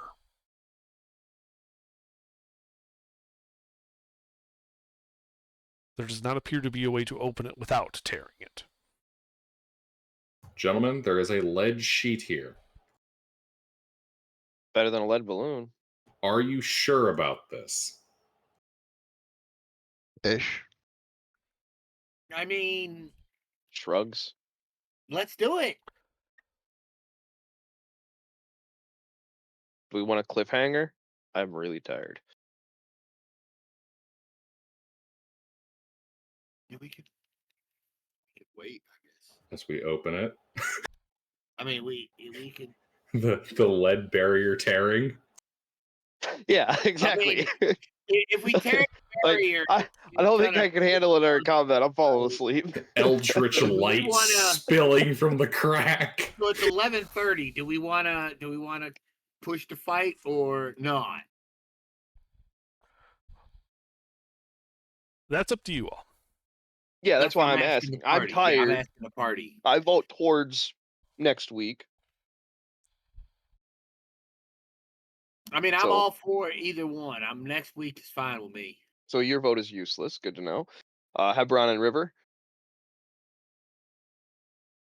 There's a part of me that goes, I must find out, and another part of me that goes, but like, you're That's tired. the whole point of and democracy. Well, Vote. we I can muddle through. I just brought it up so we could put it to a vote. Yeah, I mean, we Your can vote open is the your chest. decision, not fuck it, based let's- on what I'm saying. Fuck it, let's do it. All right, we got one Yeah. for, one against, and one tie. River, I want hear the break. to at least open the sarcophagus. I want to at least open the sarcophagus. I cast fuck it, we ball. All Max right. level. Let's do it. All right, gentlemen. Hopefully, my nat 20s are an auspicious vibe rather than a sign of our pending flatline. It'll be fun either way. Well, y'all's flatline. Giuseppe's got a way to cheat that. I do believe He's already he flatlined. tears the lead. Okay. You begin to gently pry it up, the lead separating, and there is a blast of a thunderous air. The lid goes flying.